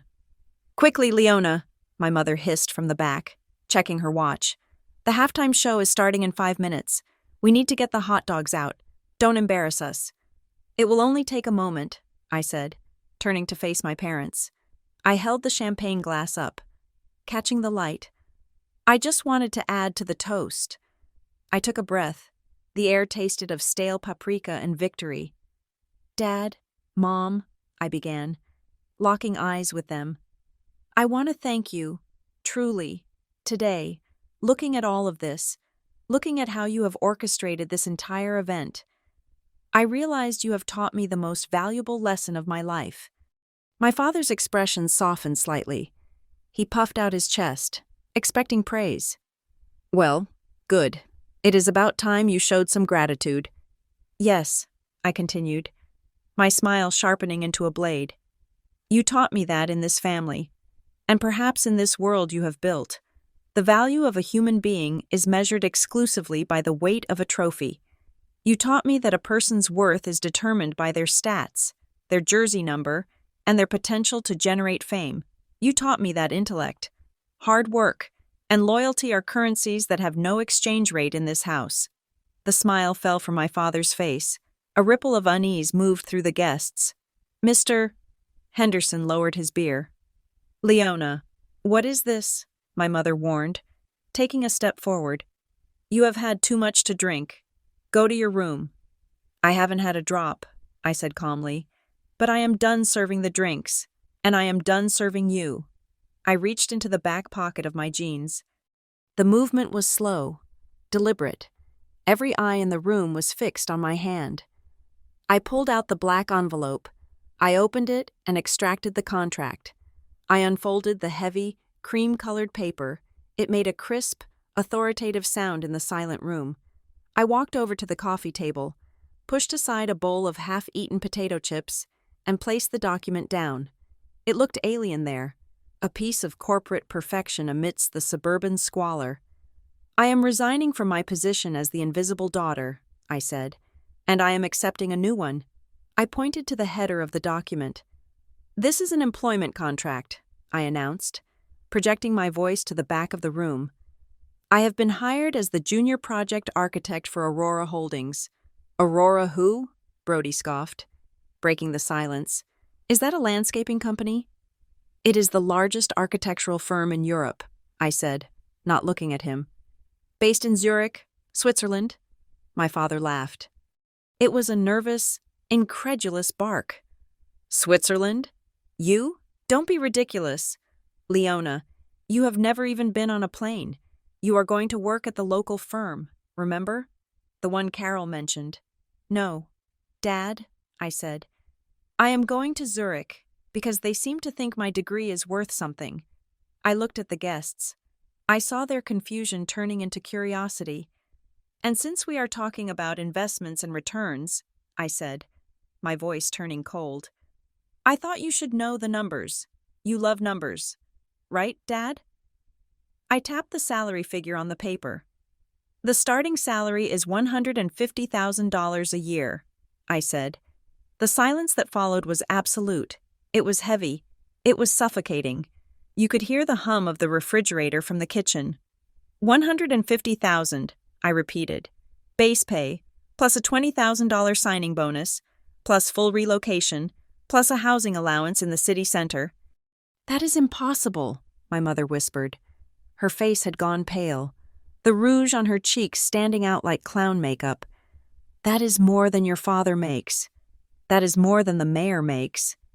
It is the market rate for a valedictorian with an International Design Award, I said. Oh, I forgot to mention that.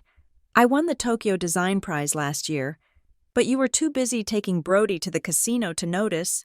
Brody, who had been leaning back with a beer in his hand, sat up.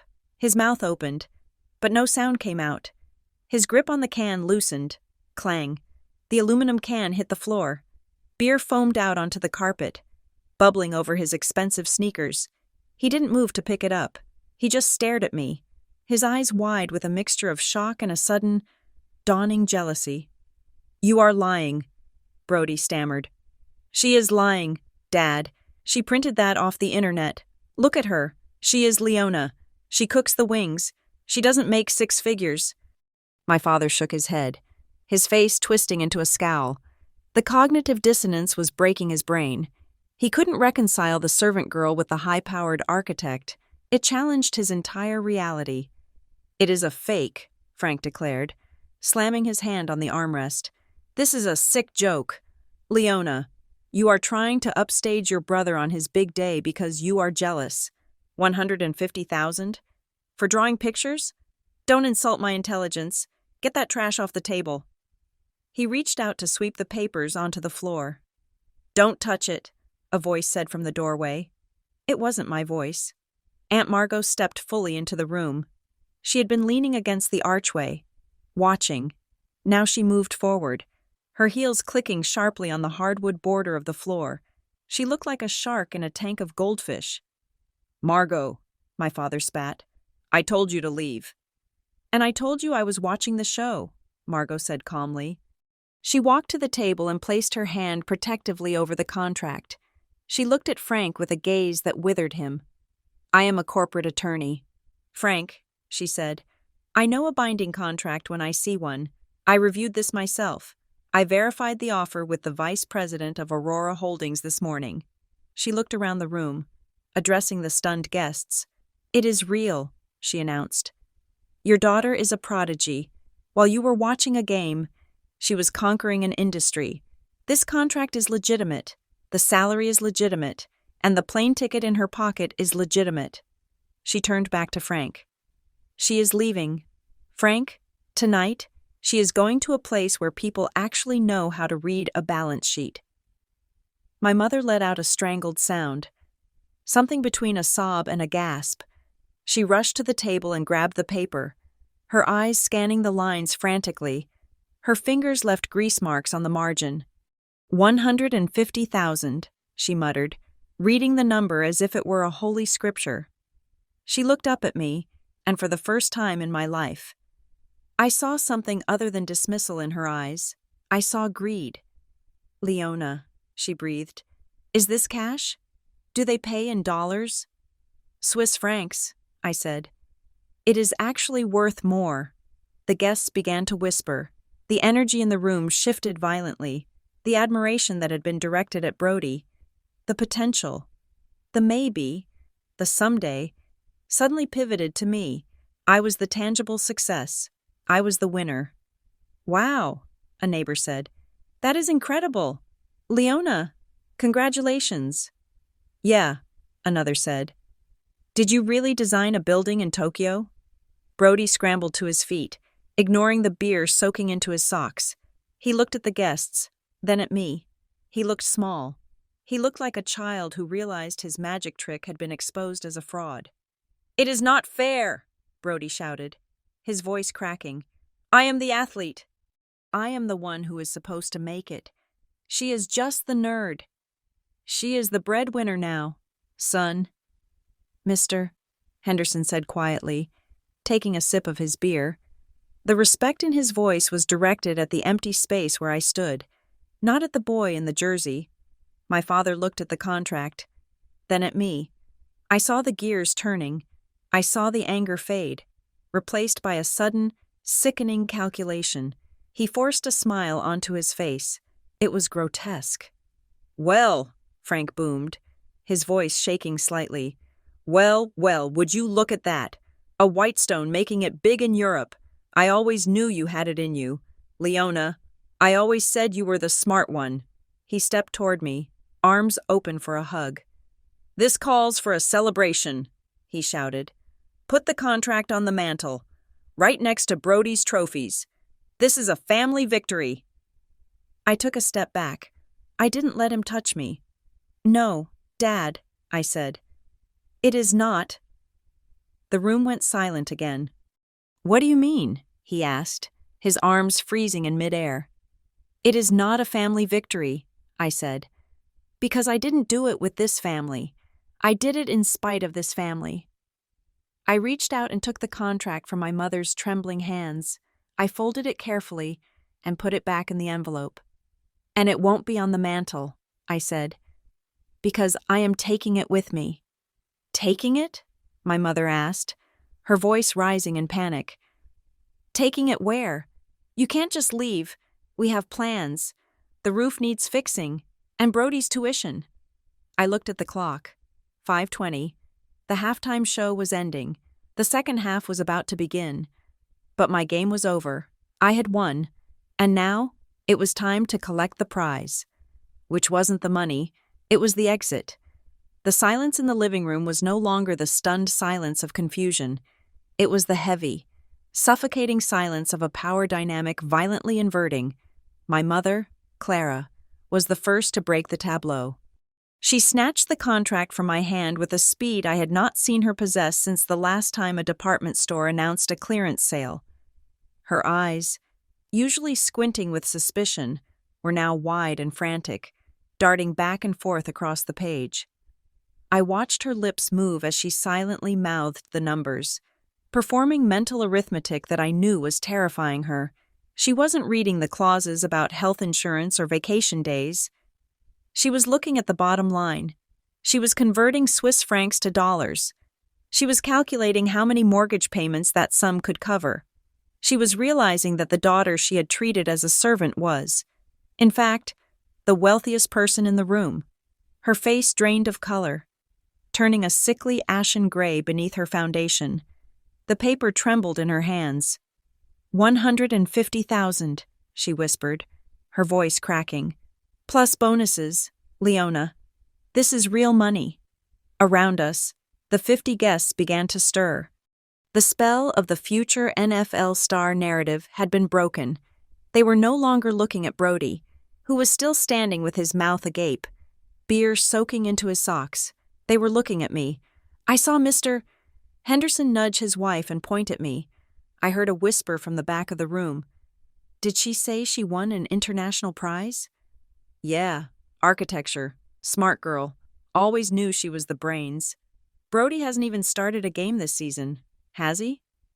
The tide was turning, the adoration that my family fed on, the validation they craved like oxygen, was being siphoned away from their golden calf and directed toward the scapegoat. My father, Frank, sensed the shift immediately. He was a salesman, after all. He knew when a pitch was failing, and he knew how to pivot.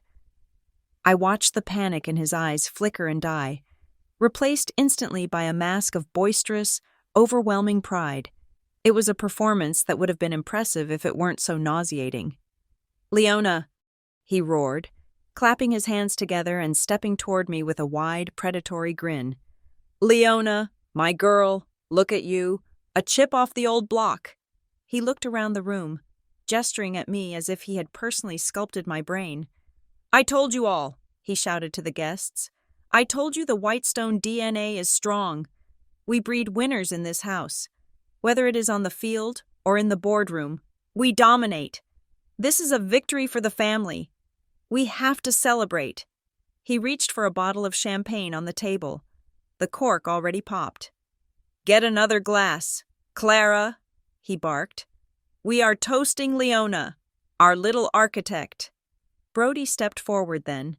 His face twisted into a snarl of pure, unfiltered jealousy.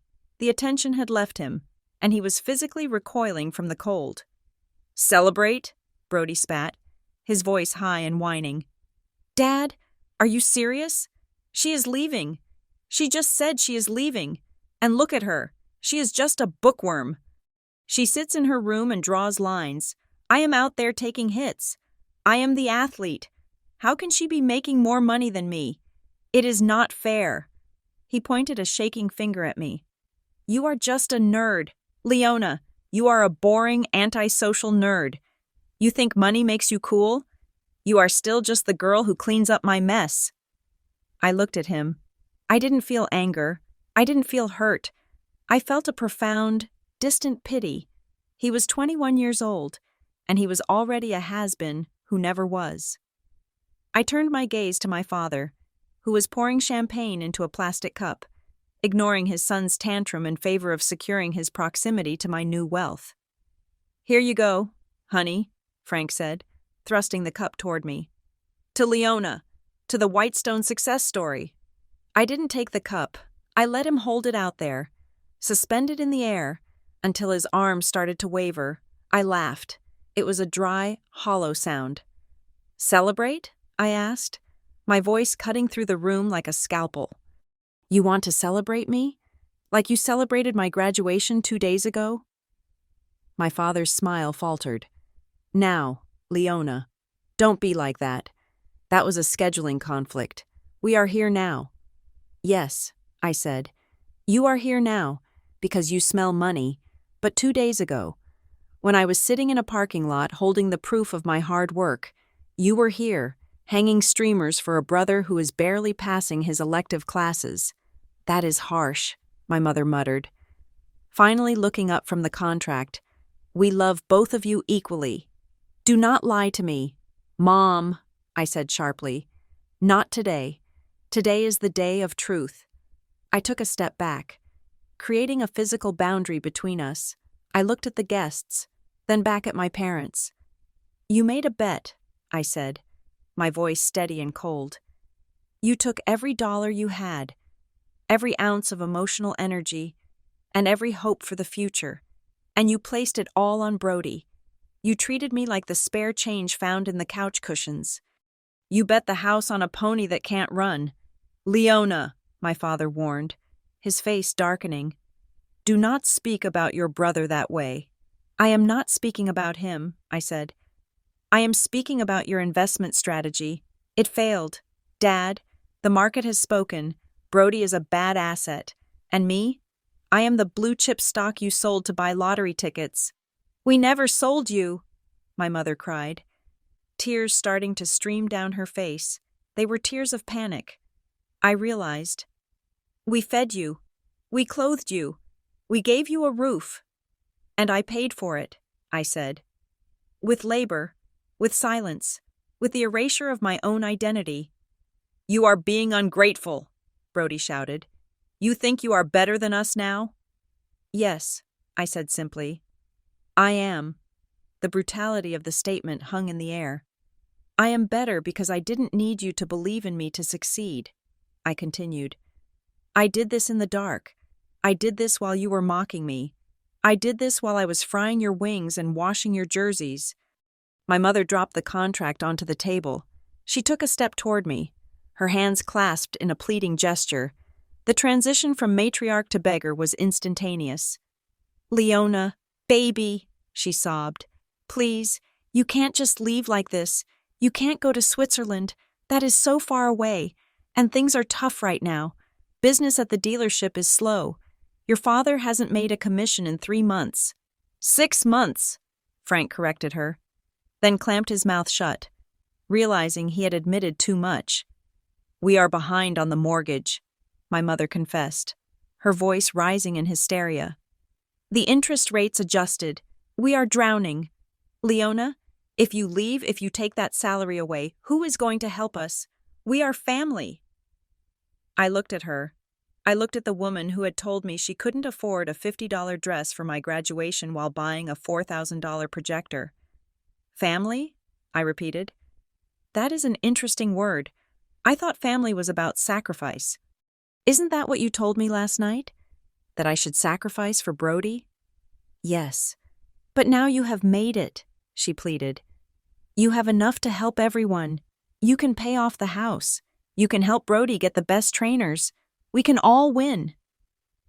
No, I said. Brody is the star, remember? He is the legacy. Let the legacy pay the mortgage. He doesn't have any money, she screamed. He is a student. Then maybe he should get a job, I said, my voice dropping to a terrifying whisper. Like I did. But he can't work, my father interjected. He needs to focus on training.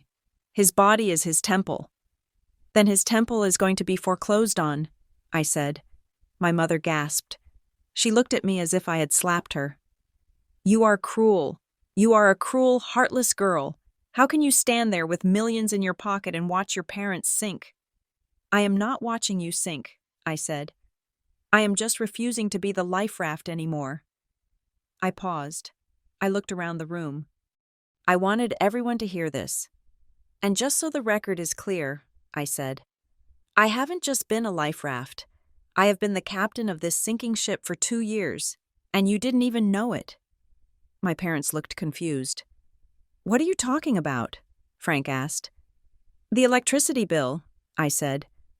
The one that was $300 last month because you left the heater on all day. Who do you think paid that? Frank blinked. I paid it.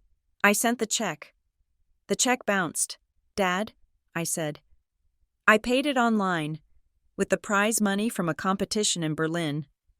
The credit card debt, I continued. Turning to my mother. The Visa card you maxed out buying Brody's supplements. You got a letter saying the minimum payment was covered. You thought it was a bank error in your favor, didn't you? Clara's mouth opened and closed like a fish. I thought... I paid it, I said. $2,000, cash, money I earned designing a sustainable park bench for a city in Sweden. I paid it so you wouldn't lose your credit rating. I paid it so you could keep living in this fantasy. You paid the debt? My mother whispered. I paid for the groceries in the fridge right now, I said. I paid for the gas in the minivan. I have been funneling every cent I made into this house for 24 months, hoping that if I solved your problems, you might finally look up and see me. I laughed again. But you didn't. You just took the miracle for granted. You thought God was providing for the Whitestones, but it wasn't God. It was Leona. The guests were silent. The shame in the room was so thick it was choking. So when you ask who will pay the bills next month, I said, leaning in close to my mother's face, the answer is, I don't know, but for the first time in 2 years, it won't be me. Leona, please, my father said, his voice trembling. He looked old suddenly. The bravado was gone. He looked like a man standing in the ruins of his own ego. We can fix this. We can talk. Give us a percentage. 10%. Just to help us get by until Brody gets signed. 10%? I asked. You want 10% of my life? Just until the draft, he begged. Brody is not getting drafted. Dad, I said. The words were final. And I am not a bank. I am your daughter. Or I was. I stepped back to the coffee table. I picked up the black envelope. I checked my watch. 5:30. The game is back on, I said, gesturing to the silent TV where the players were lining up for the second half kickoff. You should watch. It is the only victory you are going to see today. Leona, my mother screamed, lunging for me. You can't do this. I dodged her easily. I was lighter now. The weight of their expectations, the weight of their debts, the weight of their indifference. It had all dropped off my shoulders. Watch me, I said. I turned my back on them. I turned my back on the 50 guests, on the stale nachos, on the fake trophies, and on the lie that was the Whitestone family. I am officially selfish, I said over my shoulder, and it feels wonderful. I walked toward the hallway. The sound of my mother's sobbing rose behind me, a pathetic, keen wail of financial ruin. But I didn't stop. I had a plane to catch. The silence in the room was brittle, a sheet of glass moments away from shattering under the weight of the truth I had just dropped. I did not wait for the shards to fall. I walked with purpose toward the large sectional sofa that divided the living room from the dining area. Earlier, under the guise of organizing the guests' winter coats, I had moved my small carry-on suitcase from the closet and tucked it discreetly behind the high back of the couch. Buried beneath a mound of wool and down jackets, it was a strategic placement, calculated to minimize the travel time between my decision and the door. I reached down, pushing aside Mr. Henderson's heavy trench coat, and gripped the handle of my bag. It was cool and solid in my palm. I pulled it out. The sound of the wheels hitting the hardwood floor, thud, clack, was sharp and final. It was the sound of a gavel striking a judge's bench. I extended the handle. I looked toward the front door. The path was clear. A straight line through the foyer to the night air. Where do you think you are going? The voice was a low growl, vibrating with a mixture of disbelief and reinstated fury. My father, Frank, had shaken off his paralysis. He moved quickly for a man of his size, his heavy footsteps thudding against the floor as he rushed to cut off my escape. He slammed his hand against the front door, spreading his thick fingers across the wood as if to physically hold the house together. He planted his feet wide, blocking the exit with his bulk. His face was a mask of flushed red skin and bulging veins. "I am talking to you. Leona," he shouted, his voice spraying spittle. "You are not walking out that door. You do not have my permission." I stopped 5 feet away from him. I didn't flinch. I didn't step back. I stood holding my suitcase, my posture straight, my chin lifted. "I am 23 years old. Dad," I said, my voice calm and even. "I do not need a permission slip to leave my own home." "This is not just your home," he roared. "This is a family unit. You are part of a team. You don't just quit the team in the middle of the game because you got a better offer. That is desertion. That is treason." "It is resignation," I corrected him.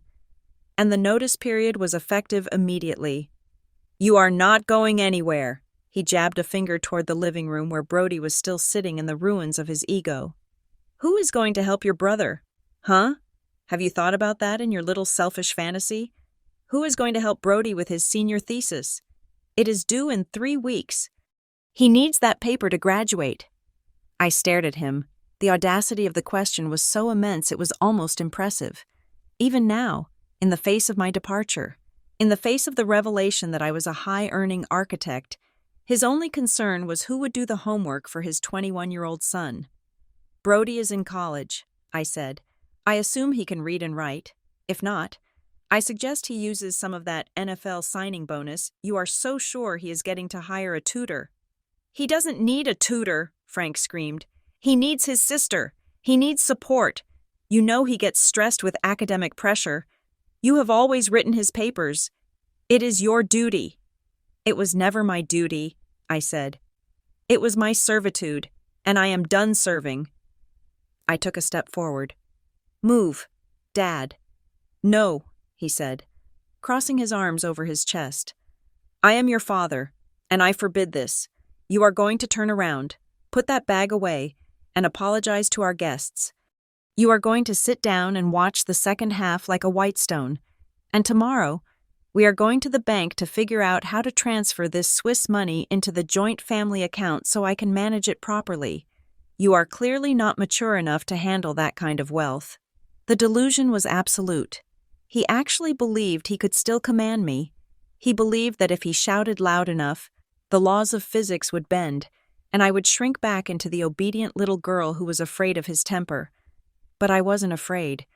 I looked at him and realized that the monster in the closet was just a man in a cheap jersey, terrified of losing his retirement plan.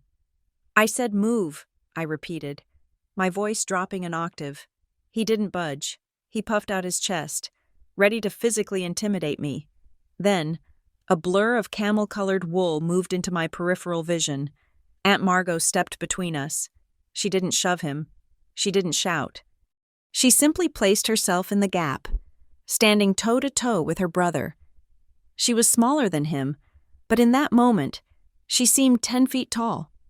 "Step aside, Frank," Margot said. Her tone was not the conversational voice she had used earlier. It was her courtroom voice, cold, precise, and laced with the threat of immediate legal violence. "Stay out of this, Margot," Frank warned. "This is between me and my daughter." "She is not your daughter right now," Margot said, her eyes flashing behind her glasses. "She is an adult citizen who is being unlawfully detained, and she is my client. If you do not move from that door in the next 3 seconds, I will have the police here in 5, and I will press charges for false imprisonment and harassment. Do you want the neighbors to see Brody's father getting arrested on Super Bowl Sunday?" Frank blinked. The threat of public humiliation was the one thing that could penetrate his thick skull. He looked at Margot, then at the guests who were craning their necks to watch the drama in the hallway. "She is making a mistake," Frank muttered, his resolve cracking. "She is ruining her life. She needs us." "She is 23, Frank," Margot said softly, but with a blade in her words. "And she is free." Margot reached out and opened the door. The cool night air rushed in, smelling of rain and exhaust. It washed over me, cleansing the stale scent of barbecue sauce and lies from my skin. Frank stepped back, defeated but sullen.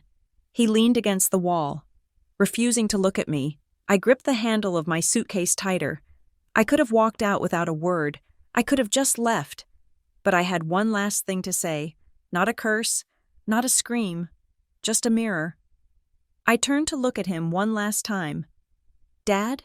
I said. He glanced at me, his eyes full of resentment. I gestured toward the living room, where the glow of the television was flickering against the wall.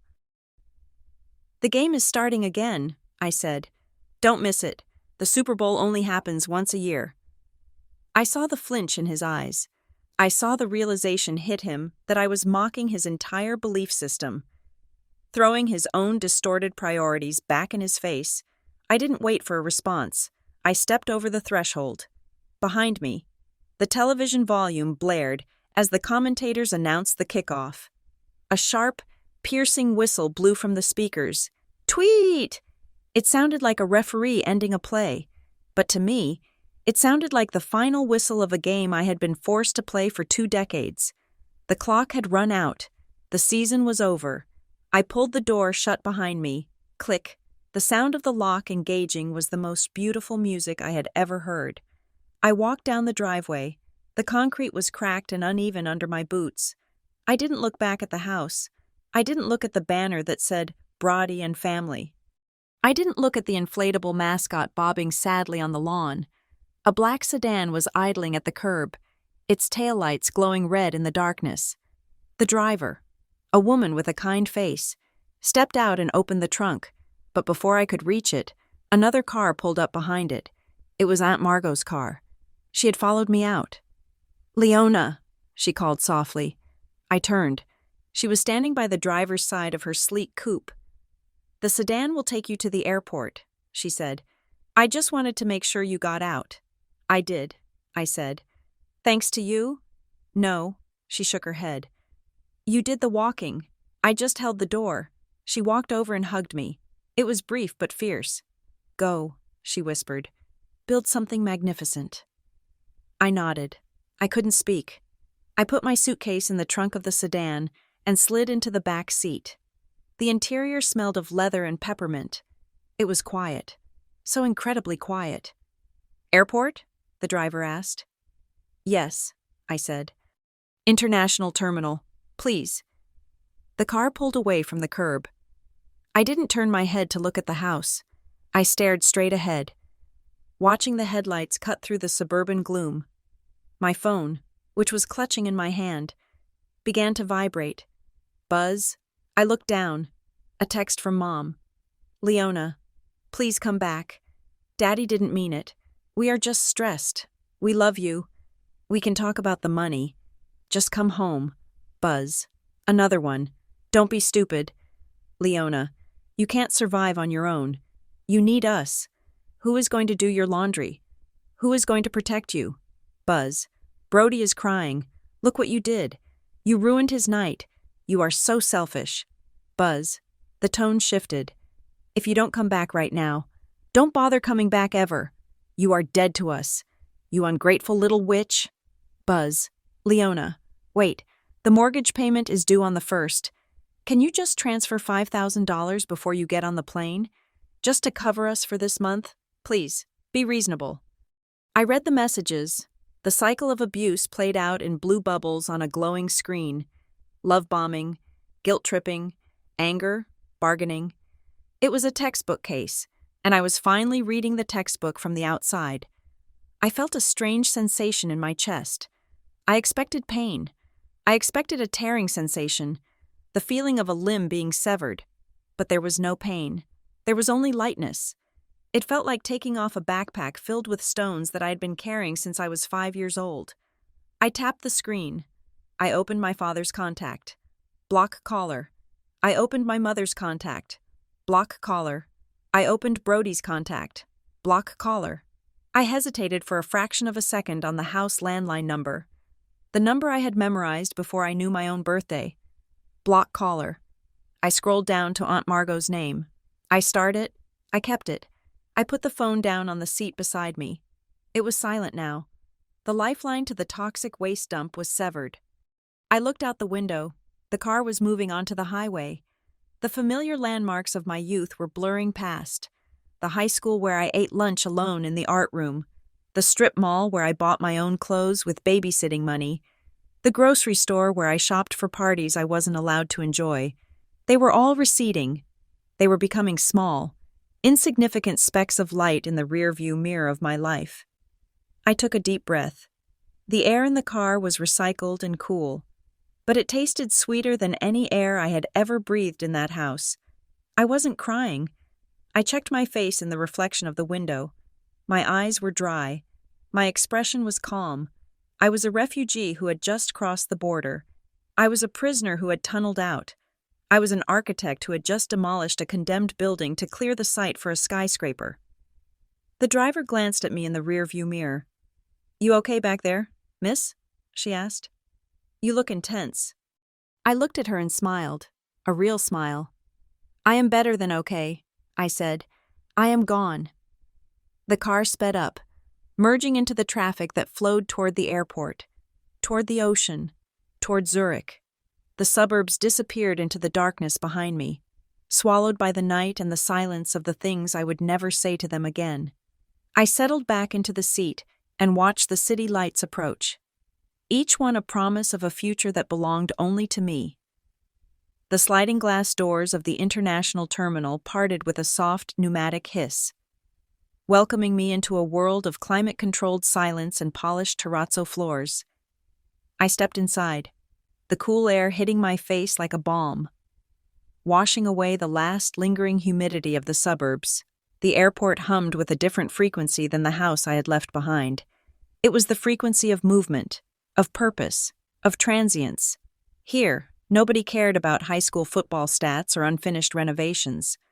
Here, people were defined solely by where they were going, not where they had come from. I walked past the long, snaking lines of the economy check-in, the tired families wrestling with strollers and the stressed businessmen checking their watches. I moved toward the area marked with a gold carpet and velvet ropes, Lufthansa business class. I approached the counter. The agent, a woman with immaculate hair and a silk scarf tied around her neck, looked up. She didn't look through me. She didn't look past me to see if someone more important was standing behind me. She looked directly at me. "Good evening," she said, her voice a melodic professional purr. "May I have your passport, please?" I handed over the document. She scanned it, her fingers dancing across a keyboard. "Ms. Whitestone," she said, smiling warmly. "We have been expecting you. You are confirmed on Flight 404 to Zurich. You have a window seat in the upper deck. Seat 1A. It is a lovely spot, very private." "Thank you," I said. The words felt strange in my mouth. Ms. Whitestone, expected, private. "I see you have a one-way ticket," she noted casually as she printed the boarding pass. "Are you moving to Switzerland?" "Yes," I answered, and the realization hit me with the force of a physical blow. It wasn't a fantasy anymore. It was printed on the cardstock she was holding. "I am starting a new job, a new life, actually." "That is wonderful," she said, handing me the pass with two hands, a gesture of respect I hadn't received from my own mother in 2 decades. "You also have access to the Senator Lounge. Turn left after security. There is a buffet and an open bar. Enjoy your flight, Ms. Whitestone." I took the boarding pass. It felt heavier than the diploma I had received 2 days ago. That diploma was a record of the past. This ticket was a contract for the future. As I walked away, I felt a tap on my shoulder. "Leona? Leona Whitestone?" I turned. Standing there, holding a backpack and looking exhausted, was Marcus. He was a guy from my structural engineering cohort, a quiet student who had sat 3 rows behind me for 4 years. We had shared notes once or twice, but we moved in different circles. He was usually in the library. I was usually rushing to the diner. "Marcus," I said, surprised. "Hi." "I thought that was you," he said, adjusting his glasses. "I saw the hair. What are you doing here? Going on a grad trip?" "Something like that," I said. "I am moving to Zurich. I got a job with Aurora Holdings. Marcus's eyes widened behind his lenses. His jaw actually dropped. Aurora? He whispered. The Aurora? The firm that built the Helix Tower? You are kidding. I am not, I said. I start on Tuesday. He looked at me, and his expression shifted from surprise to something approaching reverence. He knew how hard the program was. He knew the odds. And he knew, vaguely, that I came from a family that didn't understand our world. That is legendary, Leona, he said, shaking his head. Everyone in the studio was talking about who won the Tokyo Prize, but nobody knew it was you. You are like a ghost, and now you are going to the top of the mountain. He reached out and shook my hand. You made it out, he said softly. You actually escaped the gravity of this town. Do you know how many of us are stuck here working for our dads or taking jobs at the strip mall? You are a hero, Leona, seriously. I am not a hero. Marcus, I said, gripping his hand. I just realized that the door was never locked. I just had to turn the handle.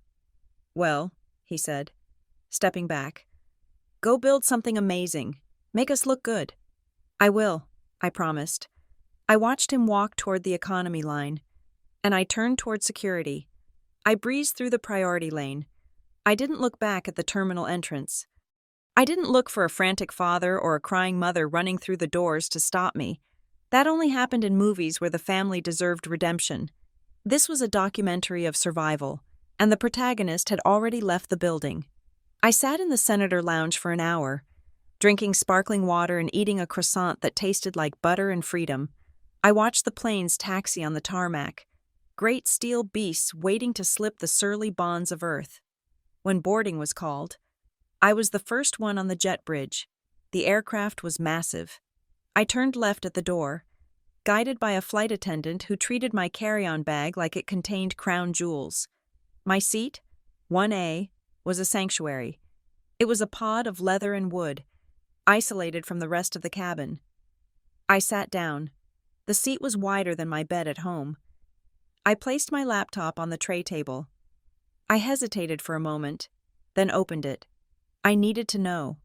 I needed to see the fallout one last time before I severed the connection forever. I connected to the airport Wi-Fi. My inbox refreshed. There were 14 emails. 12 were from Mom, 1 was from Dad, and 1, the most recent one, was from Brody. The subject line was simply, "Please come back." I hovered the cursor over it. My hand didn't shake. I clicked, "Leona, you have to come back. Dad is going crazy. He started throwing things after you left. He smashed the projector. He smashed the Super Bowl snack table. He is screaming that you stole his retirement. Mom is locked in the bathroom crying. She keeps saying we are going to lose the house. I don't know what to do." The guests all left. It was humiliating. Mr. Henderson looked at me like I was a joke. I tried to tell them it would be okay, that I would get drafted, but I don't know.